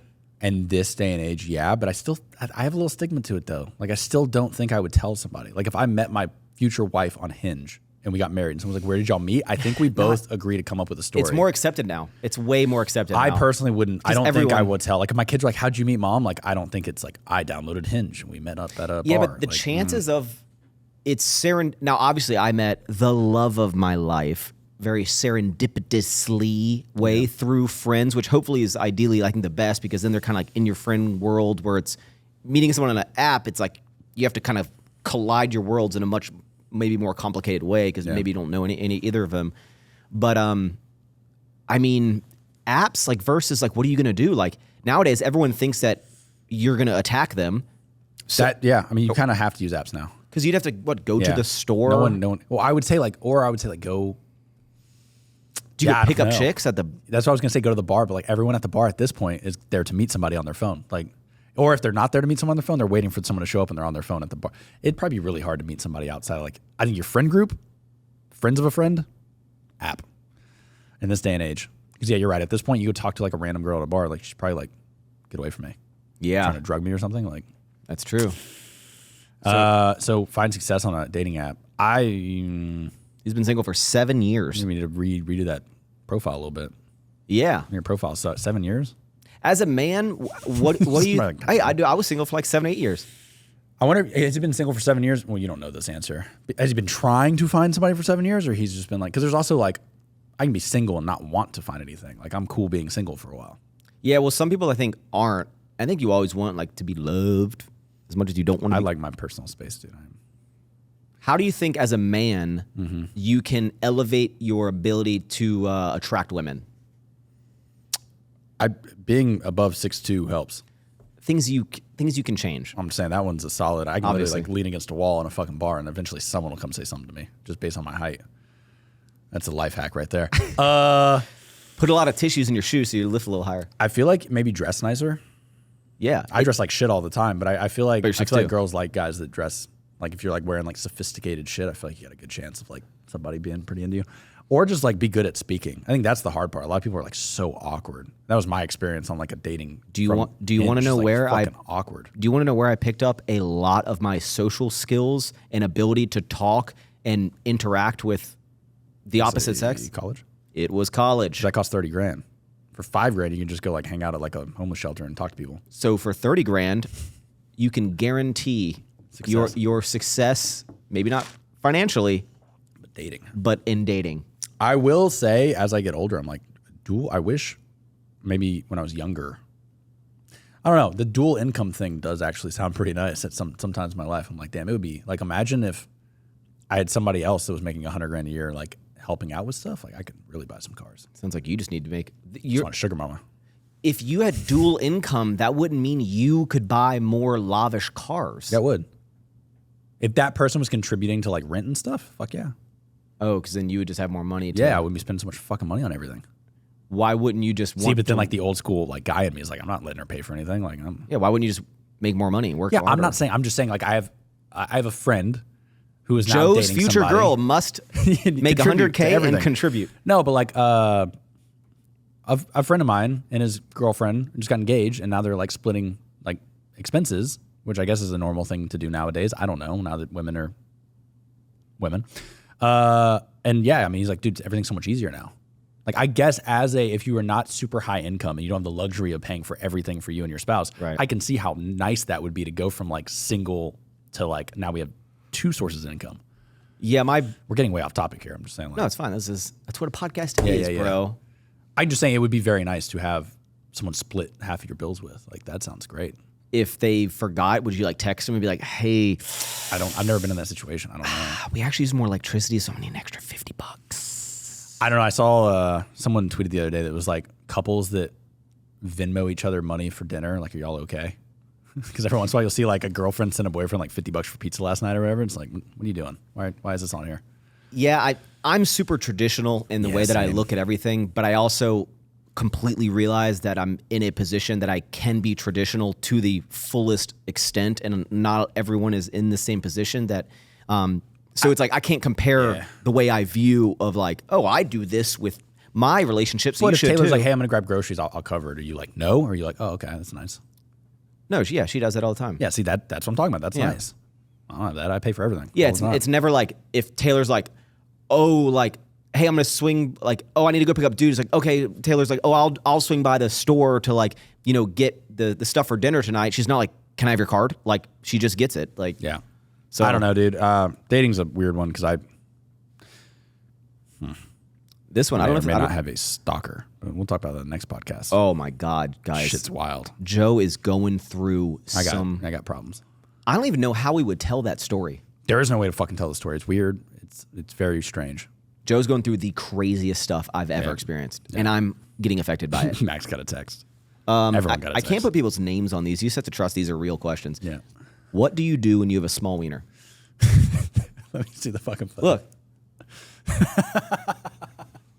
What would you do? Oh, What do you man. do with your small wiener?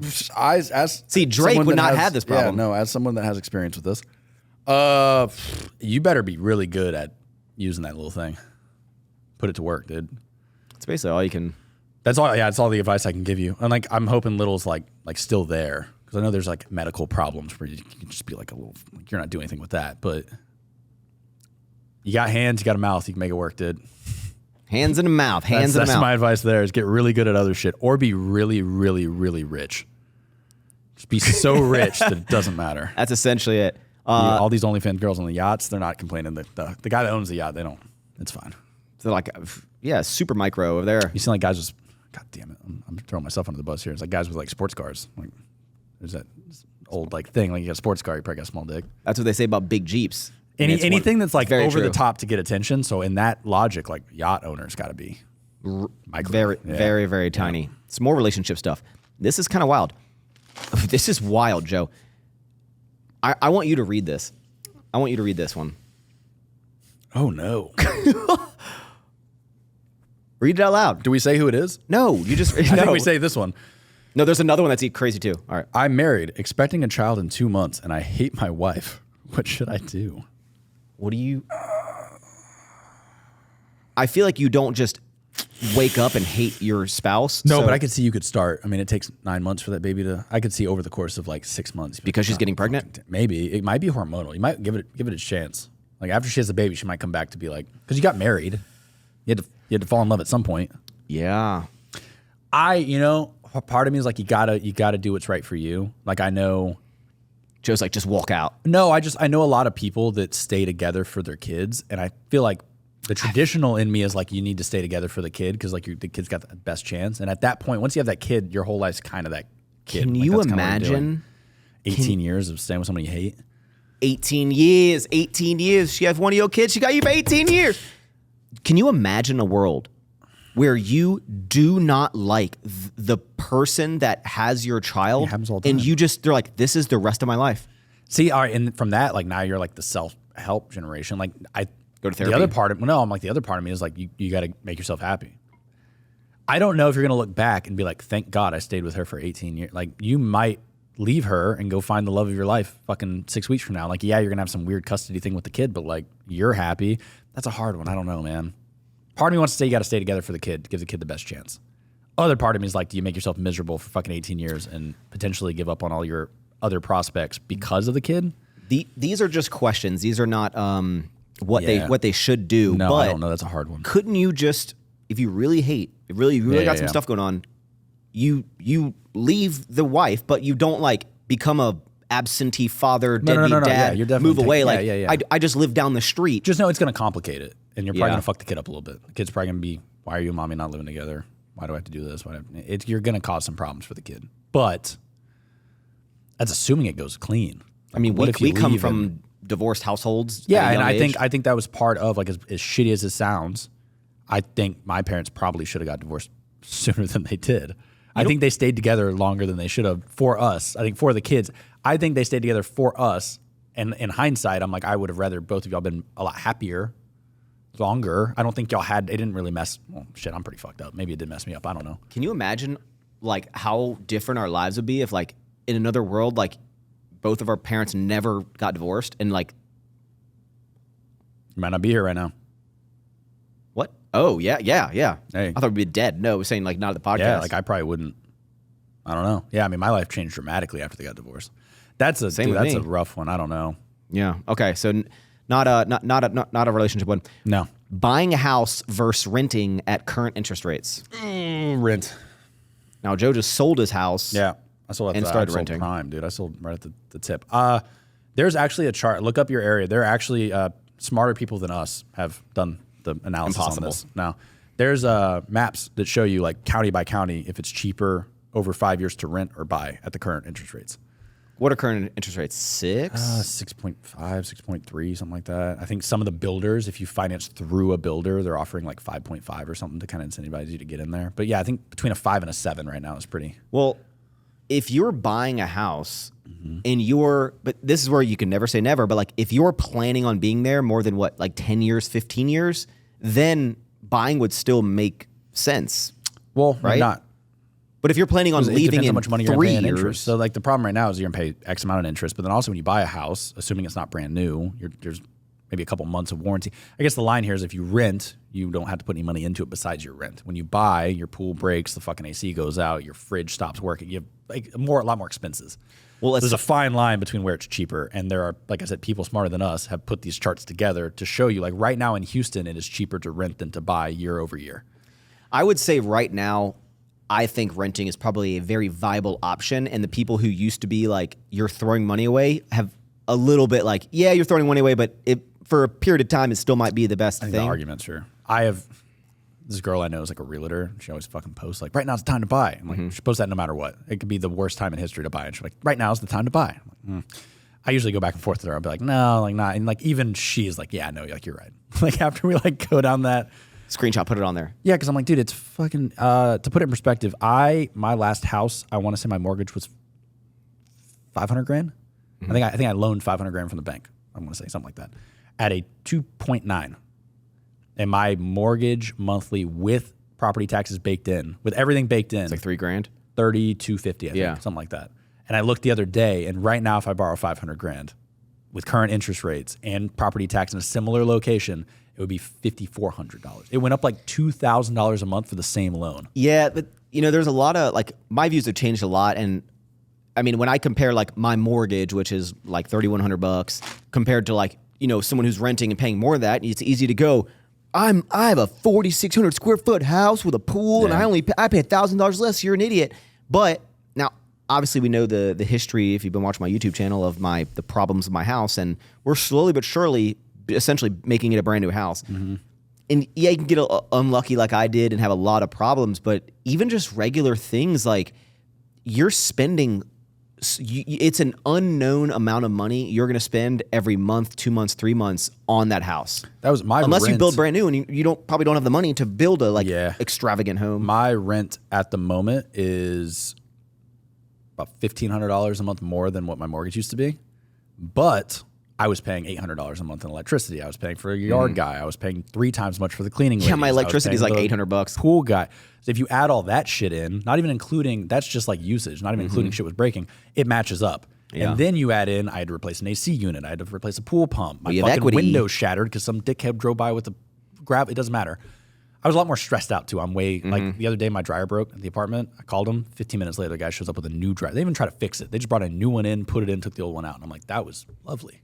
Yeah. This is wonderful. I think in every scenario, even with interest rates, there's pros and cons to each. And it's just like for your scenario right now and where you are in life, what's the best choice? It depends on your age too. I think if you're single, rent. Like, I don't know why. Even for me, I'm like, I don't know why I thought I needed a house.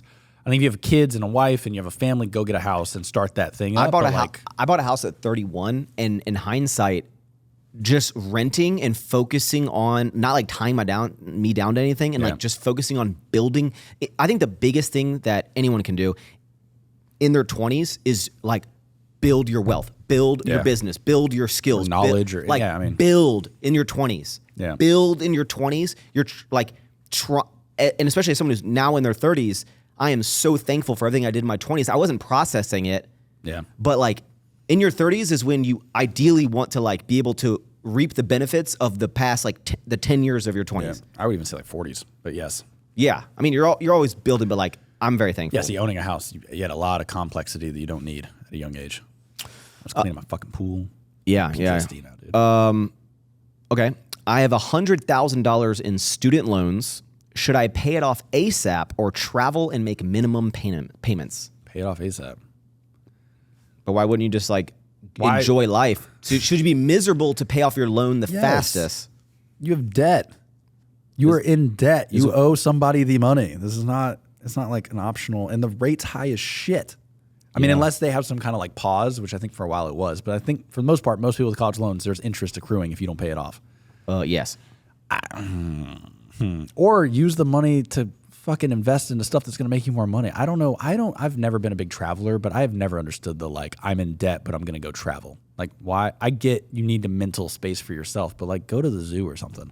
I don't know. I'm like, if you have any level of debt, yeah. Do you think you should do anything in life for a period of time? Like, or you like eat PB&J sandwiches, live miserable to get out of that as fast as possible? Or do you like sacrifice, you can not pay a little bit of it off? But it depends on the debt, right? Because like I have a car loan. That's debt. You're a different scenario, Joe. I'm talking about like anyone. I mean, any person has a car loan. Like, should you? Some people are doing it. They just are choosing not to pay it off. Not like they couldn't buy it. I would say a college loan. Oh, okay, shit. Now I look at it that way. Like, college loan's kind of similar to a car loan. As long as you have a payment plan, I would pay something. I would not be like, I'm not going to pay anything. Go travel for the next 4 Would you pay the years. minimums? Me personally, no. I try to get it paid off as fast as possible because I don't want to be 60 with fucking college loan payments every month. But that's me. Personally, I would get it as quickly as you can. Yeah. I would take out your rent and your food and whatever, maybe like $100 a weekend to fucking hang out with friends, and the rest goes into the college loan. I agree. I don't think you need to drop $4,000 to go on a trip with your friends when you don't have. Yeah, I wouldn't. No. Yeah, I would just like tear down everything I'm doing. Like, still do things, but like, how can I do this in a cheaper way? How can I? Because you're gonna. I mean, I have a family member that is 50 and still has college loans. Like, she's still paying college loans. Ass. I'm just like. This is strictly for you, Joe. Yeah. Joe, do you think IT and tech as a whole will still be profitable industries to be a freelance? Like, yeah. I guess with everything going on in tech, do you think it's still a viable? I have noticed, I will say, so we don't do a whole lot of Shopify stuff anymore. We've kind of migrated away from some of that. I have definitely seen the e-commerce, like I'm going to build 50 stores a week thing has kind of died. The themes are just really good now, and like Shopify is getting really good at their visual editor. It doesn't make a whole lot of sense nowadays for companies to drop like $20,000 on a custom Shopify site. Like, you can pay $400 for a theme and customize a little bit and get your job Joe's done. charged a lot of people $20,000 for a website. Yeah, I mean, you kind of had to then. I'm saying now that's kind of going away. I think it's going to be harder. I think especially with like no-code tools, see like Webflow. There's a lot of tools now that like anyone can just go sign up, click this and click that. And maybe I get the argument usually is like a business owner like yourself doesn't want to spend 20 hours fucking around with the website, but you can hire some dude in the Philippines that can do it. For the entry level is so much lower now that people can charge so much less. So I don't think there's really a viable. I wouldn't try to go freelance at this point. Just like I'd be out. Now that I think about it, like I think it's gonna be a lot harder in the next 5 years, especially as like ChatGPT gets more integrated with stuff. Like, now they don't really need writers. Now a lot of the code can be auto-generated. Like, it's gonna be hard for us to compete at a price point that makes sense, Bro. Like, the argument for like Bangladesh is stronger than ever. You can get a website for fucking $50 now. Like, Bro, side note with just, I think that the whole tech thing just with AI has revolutionized everything. Yeah. Obviously, with this podcast, I'm not sitting cutting all these camera angles. I'm using AI, but I just found this website called like Podium or something. I take the audio clip, upload it. All of the chapters that you're seeing in this video, all generated by AI. What'd you pay for it? Like $20 a month. Yeah, nice. It does all of that. It'll come up with all the different titles. Look at the description of this video. I didn't type that. Yeah. I didn't type that. See, that used to be someone's job. It's wild. I used to have to sit and I was making notes when I first started doing the chapters, and I was like, okay, we talked about this. And it does a better job than me. It uses terminology and words that I would have never used that I think will help make the reach bigger. It's crazy. Yeah, I would say on the tech front, I think you're better off nowadays getting in with a big company that's building something. Like, at this point, if it was between going freelance or working for Apple, I think I'd rather get a job with Apple. Yeah. They're going to make a little bit less money, but I think your job's a lot safer. You'd be real stressed out doing freelance stuff right now. Back to relationship advice. Yeah. Hooked up with a married friend. We're trying to keep friendship, but it's awkward around them now. So not only do they hook up with their friend, I'm assuming they know the spouse. That person is married. I have done that. What? Yeah. You've hooked up with someone who's married? Yeah. That's not cool. I didn't know they were married at the time. Okay. Then that's still after. Okay. You get a pass on that. I'm in the clear. Yeah. Did you know, Joe? I might have known. But Shame. Yeah, I know. Shame. I know. You're a homewrecker.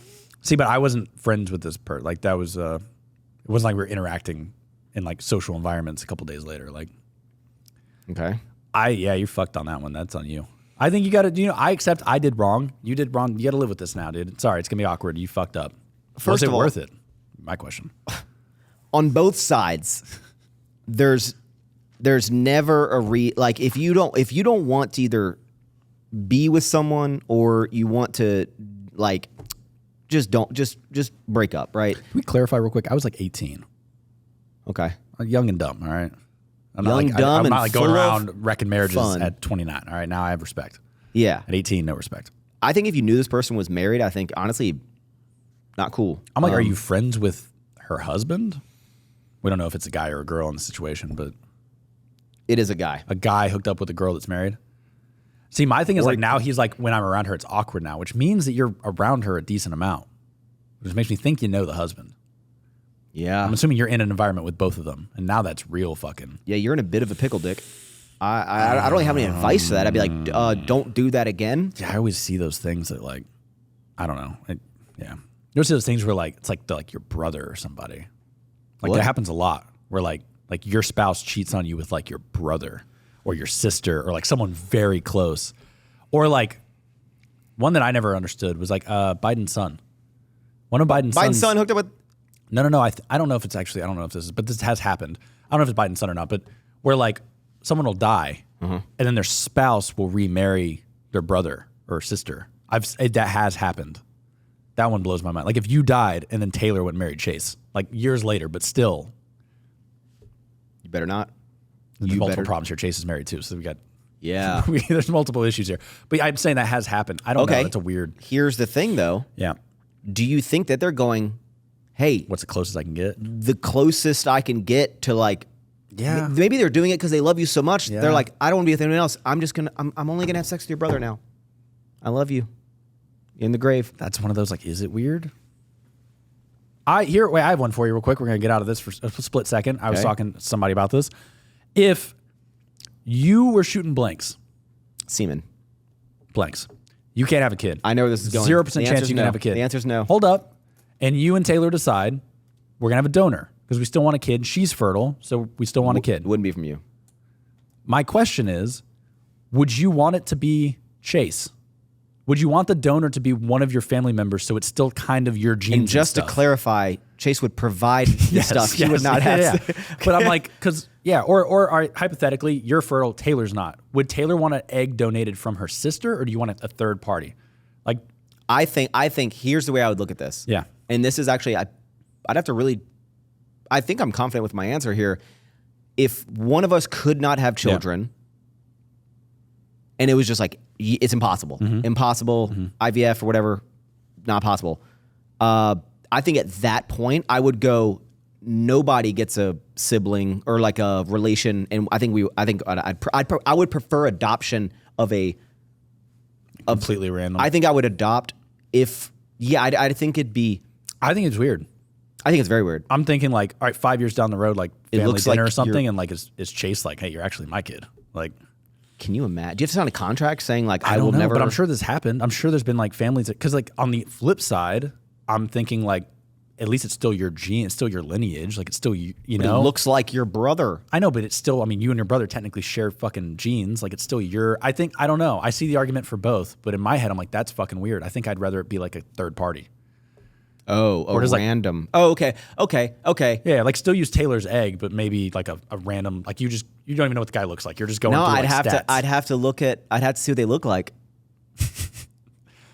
Either way, yeah, I don't. It came up and I thought it was weird to use your sibling, but I know people have done that. No, I think if I was going to do that, I think I'd want to. I think either adoption or a random, but I would have to.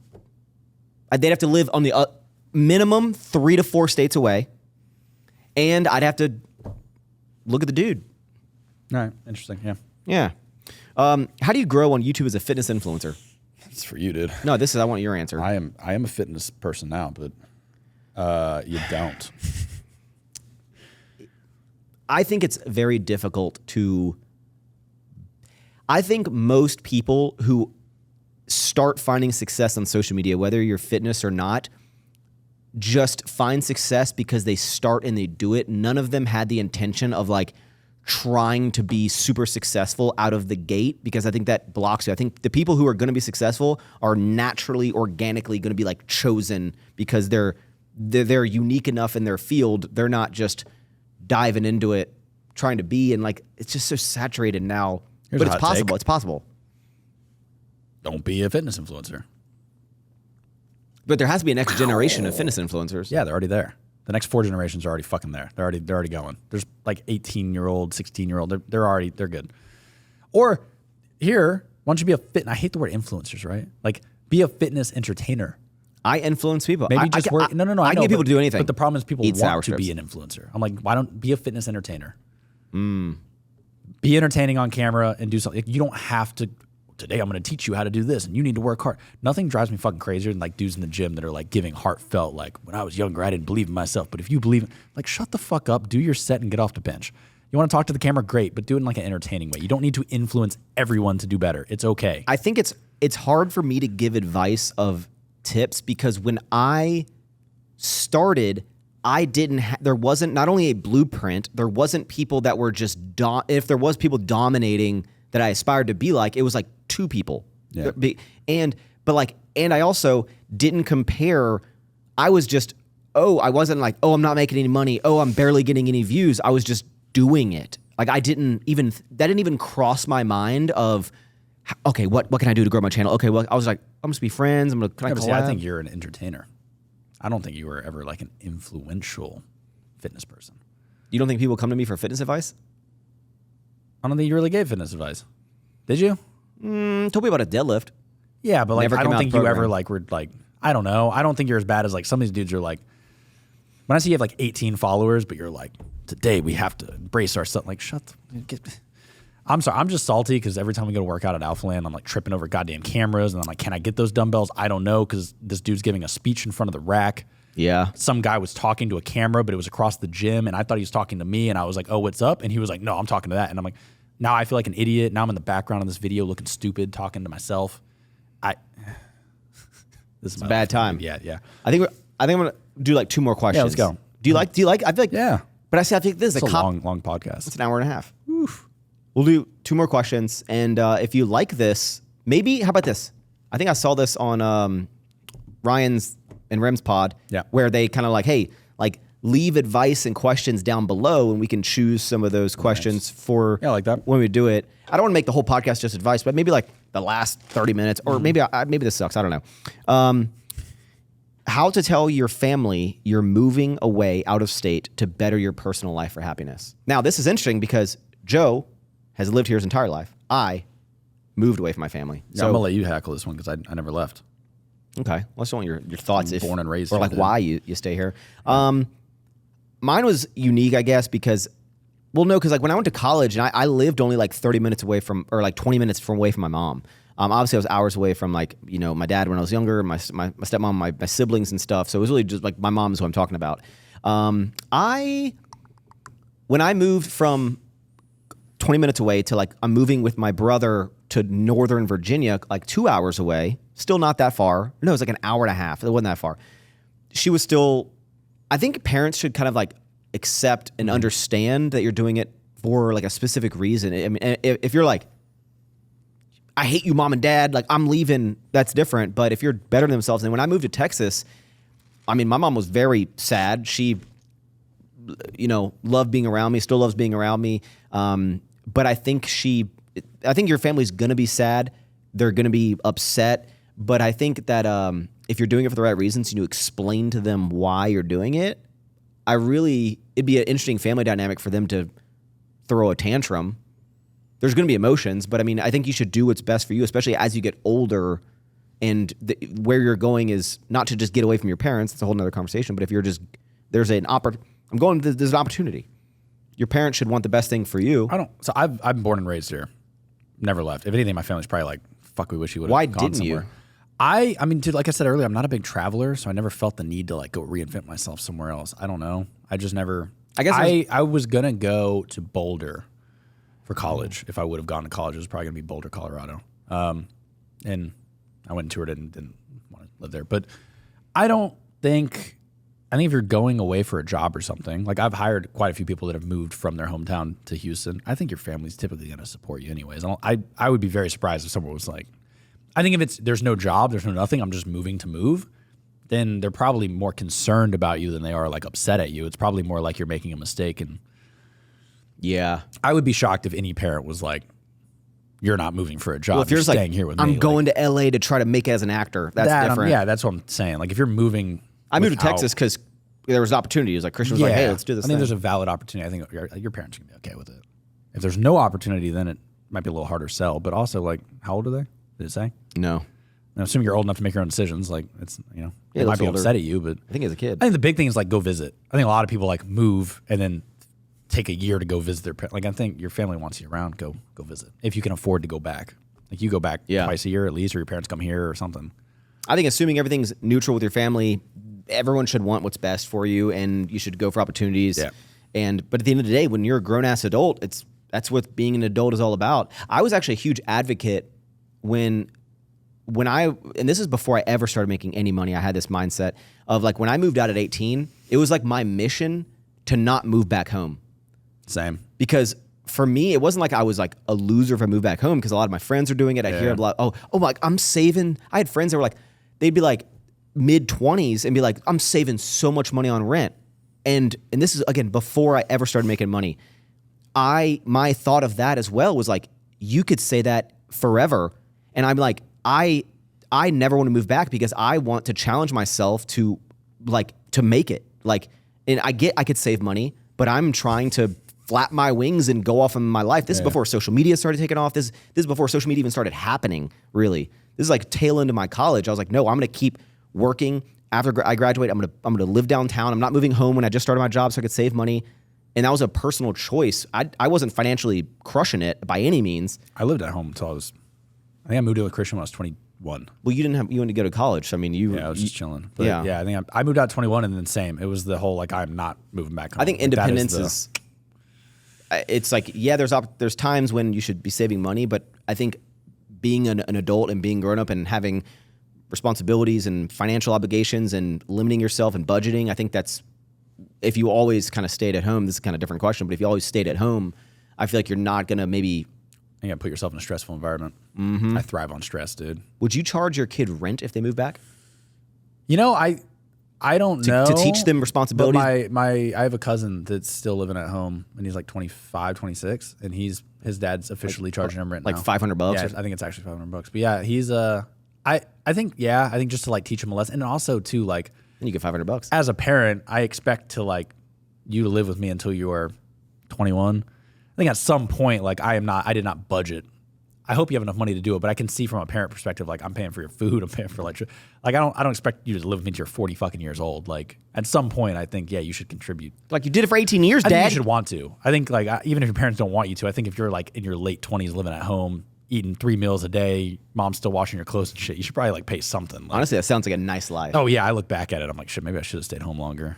But at any time, my mom would have loved if I moved back home. She would have loved it. I didn't have that. Yeah, my dad was. I think my dad would have loved if I moved home. My dad's wife would have not loved if I moved home after like 25. Okay, here we go. Here's the last. I got 1 million. You know what? Everyone's like, people always ask me about my skincare routine.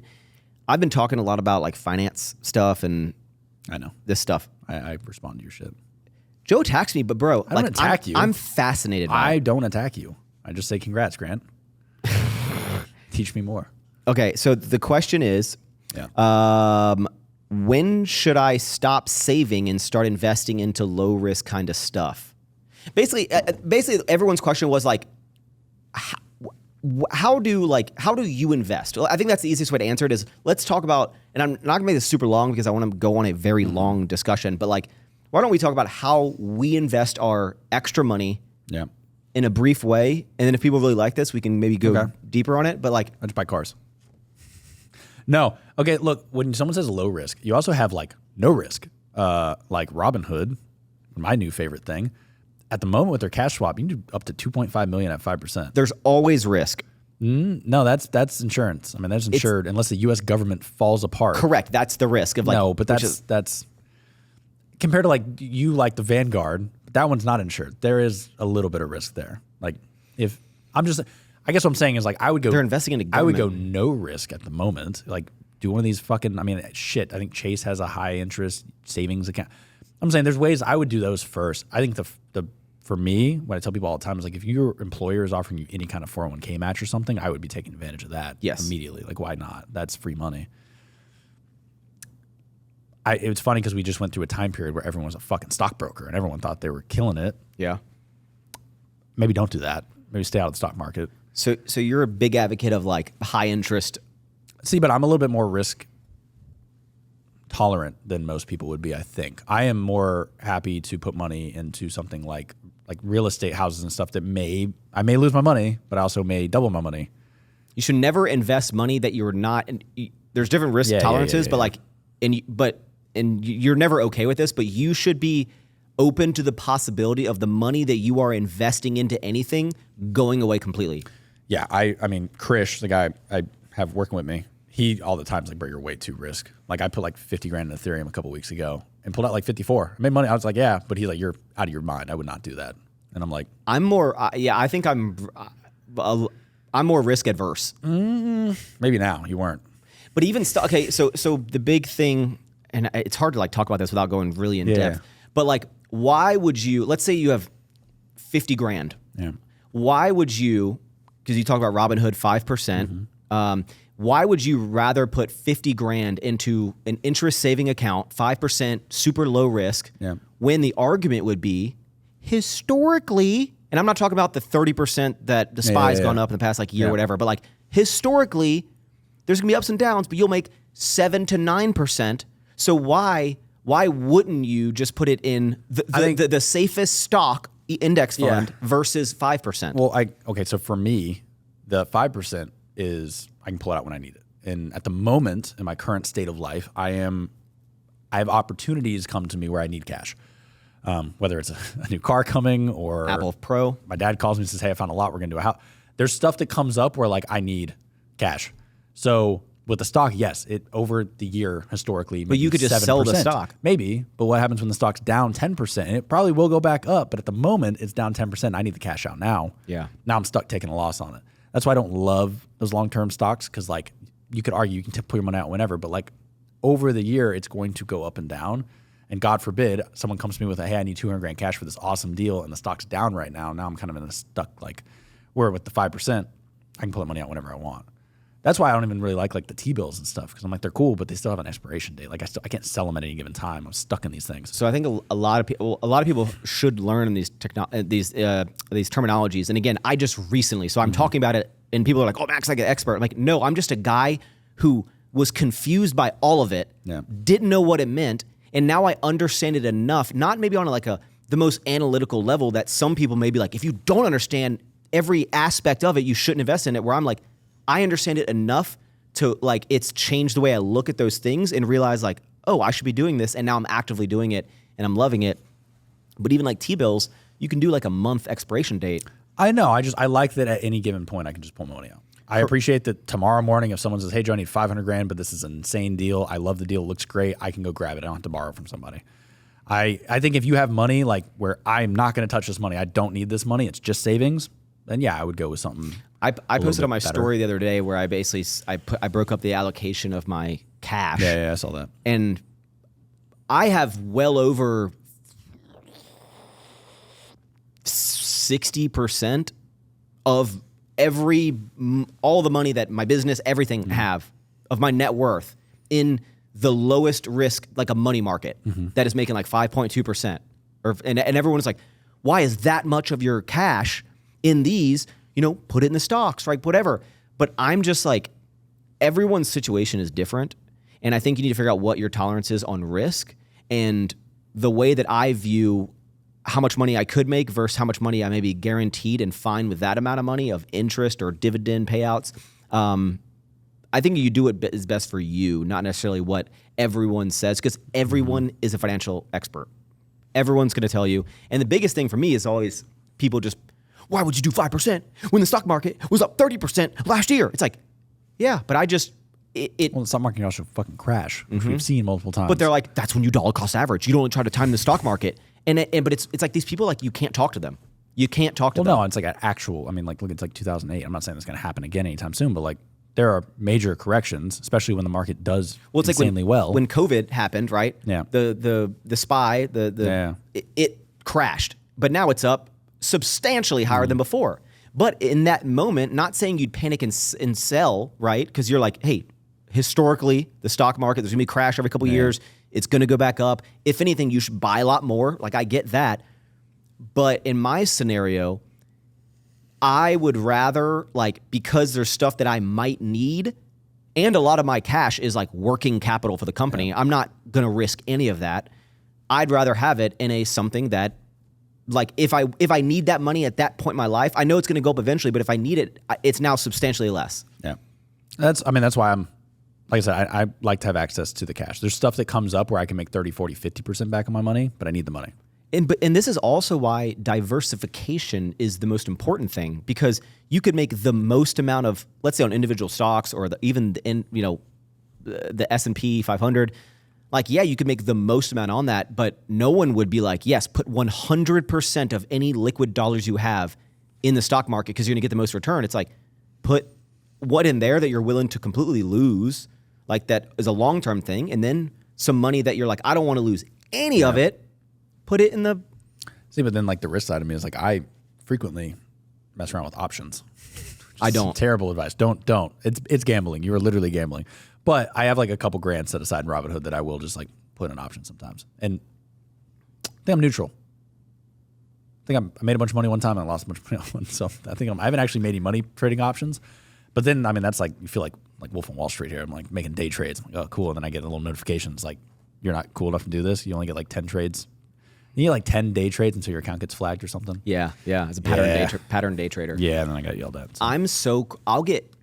I'll get checks because again, a lot of like I have like basically accounts where I have like a couple different working capital accounts for Sour Strips because that's the biggest money maker, and I have a lot of the money that's like, okay, this is like I know how much we need every month of like money churning in and out, and that's like I keep this amount in there to like sustain the business, and then all the additional cash, I'm like, okay, I don't want to risk any of that. It's going in very safe things that are 5% interest because I'm not putting Sour Strips revenue money in the stock market. I'm just not. Yeah. Besides what I get paid out, I'm not going to gamble with the company. So, but like when I get a check, this is how like crazy into it I am. When I get a check, let's say it's a distributor buys something for 10 grand or something. Okay, I will. And I know checks are coming every day. So instead of going to the bank at the end of the week with a bunch of checks, I will go to the bank immediately or on my phone if it's under a certain limit. I'll deposit it because I'm like, I want this interest to start. And I'll start making like an extra like $1 a day because of that. Yeah.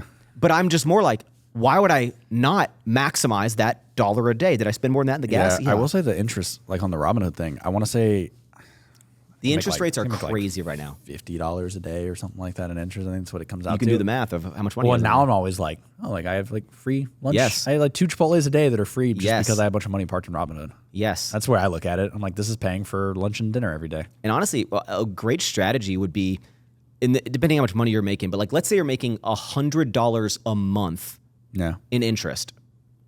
I think a smart strategy would be every month take $50 of that 100 that you make and put that in index funds. So then you're investing on the interest or the dividends. You're not going off your principal, and then you're still making. That'd be a good strategy. But for me, it's like, would you rather have 5.2% guaranteed you can sleep at night and it's not going to go down, or do you want to live in fear at all times and make 9%? That's where I'm very pro. Like, you're not a stock trader. None of you are. That's what I'm saying. Like there's computers and like quants and shit that do this. You ain't that. You don't have. I mean, you may have 4 monitors in your fucking mom's basement, but you're not a stock trader. I think that's the biggest. Like, I think a lot of people, especially during COVID, when everyone, the market only went one way. I wish I could talk about all these goddamn people. How much money I lost. Well, I had so many friends that were like, "Bro, you're an idiot. Like, invest right now. It's only going up. It's only going up." And like, no, it fucking fell out. And I was the one that was like, guys, y'all should sell. Y'all should sell. Like right now it's up. It's going to sell. Like, you're a fucking idiot. And it does come back down. And it's like, I say it happens, and I feel like it's starting again. It's like you have these kids that like put $1,000 in and turn it into $2,000. They're like, oh, I'm a stock trader now. I'm going to quit my job and be a stock trader. And it's like, no, like you don't understand the complexities behind this market. Yeah. You might think you do. You might watch Bloomberg, but like you don't fucking understand what's going on here. The banks will always win, and the little guy that's trading on his own will always lose. That's just how the fucking stock market works. Or they'll halt the trade and you lose everything. So So for me, I just like the stock. That's where I'm like, if you seriously want to invest in your future, I'm staying out of the stock market. Or give it to a financial advisor that does understand the stock market and let them play with it. No. But no, I'm not saying, I'm saying like your guy in, not someone that's like, I'm going to give you 40% a year. Someone that's like, I'm going to invest and get you 6% a year, 7% a year. But Joe, Right. times have changed now. You can Do it yourself. I'm the kind of guy like, if I want to go above and beyond that 6% money market bullshit, I don't know what I'm doing, nor do I have the time to do it. So I just would put it pay in- somebody to. No, I'm saying like there's probably someone out there that can maximize your return that is doing this all day long. I'll let that guy do it, or he'll steal all my money, and that's probably gonna happen too. But I mean this. Yeah. I think no matter how much money I make, no matter how much money I make, I don't think I'll ever hire a financial advisor to tell me what to do with my money. I think be- it gets murky later in life. Might be the dumbest thing I've you ever will said. eventually. Once you have kids, you No. gotta make your trust. You're at some point you will have someone. At No, least at a I'm high not level. having anyone manage and put my money into things that I don't. Okay, that's fine. Yeah, yeah. But you still probably need like a personal wealth Yeah, advisor. okay, yeah, no, like, but I'm not. No one's gonna take my money and then put it into stocks for me. No one. Fair. A lot of people have lost a lot of money that way. It seems like every time you fucking do that, you find out they're like skimming off the top, or someone took something, and it's gone. Bro, here's another thing, and we're kind of going to rant. First of all, I'm going to make a whole video on my YouTube. Mm-hmm. I have this whole analogy with shoeboxes that I'm going to use. It's great. yeah. It's great. It's Revolutionary. one's a magic shoebox. You sell this like $19 for this. One's a device? shoebox. One's a magic shoebox. Oh no, I had what I was going to say. It's gone. And it's gone. No, what we were just talking about, Joe. Come on, it was right there. Stocks. No Stocks. matter how much money you make, you're not going to hire a financial advisor. Not going to hire a financial advisor. All right. Well, thanks for joining us on today's podcast episode. Yeah. Oh, I know what I was going to There say. we go. Here's something, and I think people can relate to this. You know, everyone's like, put money in an IRA. I don't. Yeah. Everyone, an IRA is a great. There's stocks. IRA is a great thing for a lot of people. Roth IRA, it's great, or a SEP or whatever. But Roth, it's Yeah. what $5,500 a year. Max it out. Look at a calculator, a Roth IRA. I didn't know for the longest time. I opened a Vanguard account, opened an IRA. This is back in the day, Roth IRA. Put money in the Roth. I'm like, I'm doing it. Put money in the Roth. I'm like, transfer to Roth, $1,000. Okay, yes. I'm investing in my Roth. Like a year goes by, 2 years goes by. I look at it and I'm like, what the fuck? I still have the same money. I didn't know, and this may sound dumb, that when you put your money in the Roth, you still have to then invest in the stocks or the market you want to do. I just thought the Roth account was the Roth IRA. And I think there's people that probably have done that and you because they didn't know. Yeah. But when you put it into Roth, you have to put it into the market. I'm not a good financial. Like I bought a horse. Joe did buy a I horse. own a fucking horse named Nana. Racehorse. Nah, it's a hunter jumper. Do you gamble? You buy and sell animals, Joe? This is one time. This is honestly my dad's fault. If I lose all my money, So Joe's financial advice for today, don't buy a horse. don't listen to your dad when he calls you and says, "Hey, I got a great investment as a horse." I've now owned this horse for 4 months, and it's cost me I had to pay $6,000 the other day for its stall fees. The insurance. Oh, I didn't even mean to. I was. Yeah, I haven't even met the horse yet. I've owned it for 4 months. If I ever meet him, I'd be like, hey, why the long face? You know what I'm saying? I would like to go meet him at least once. It could be a great investment. I may make a bunch of money on this stupid horse. I don't know, but at the moment, I own a horse, a very expensive horse, a GT3 horse. We're gonna wrap this this episode up, a 2-hour one. Woo. Let us know what you thought about it. Did you like the viewer questions? If you did, leave some, give advice. It could be personal things for you. Want our feedback on? Ask us general questions, and maybe we can start including this. I got no one else. Oh, I am. I think I'm gonna interview Amaranth. That'd be cool. I was supposed to do her website a long time ago, and then Really? yeah, When before she got huge. When I tell she you, was she is crushing it financially, oh yeah, I'm sure. on another level. Yeah, she was On another level. OnlyFans before OnlyFans existed. Yeah, She was another been doing level. this shit for a long time. Wait, before I interview her, I need to know, Was she the one that got swatted? That was her. That was her. Alphaland. Yeah, that was her. Okay. Yeah, at Alphalete. I can't wait to talk about it because I don't think I wasn't there. But I'm going to talk to her about it before it happened. Yeah, yeah, because I think we had to ask her to stop coming to the gym. Yeah, I think they had to. I wasn't here yet.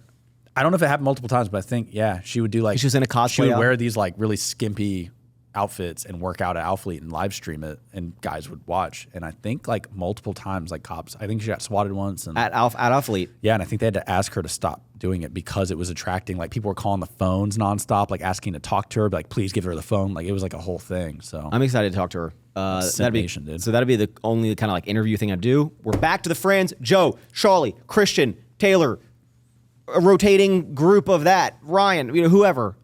So hope you like this Potter. If you're on YouTube, make sure you leave a comment, like, subscribe, hit the notification bell. If you're on any sort of podcast streaming service, give us a 5-star review. Don't know what it does, but it helps. New episodes every Monday, 9 a.m. Eastern time, unless I don't give you one. Thank you so much for tuning in. Eat more sour strips. And peace out.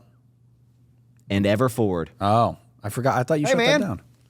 We're out. I guess it's just a saying. Come here. I'm going to go back to the metaverse. Come here. I'll see you losers Come later. here.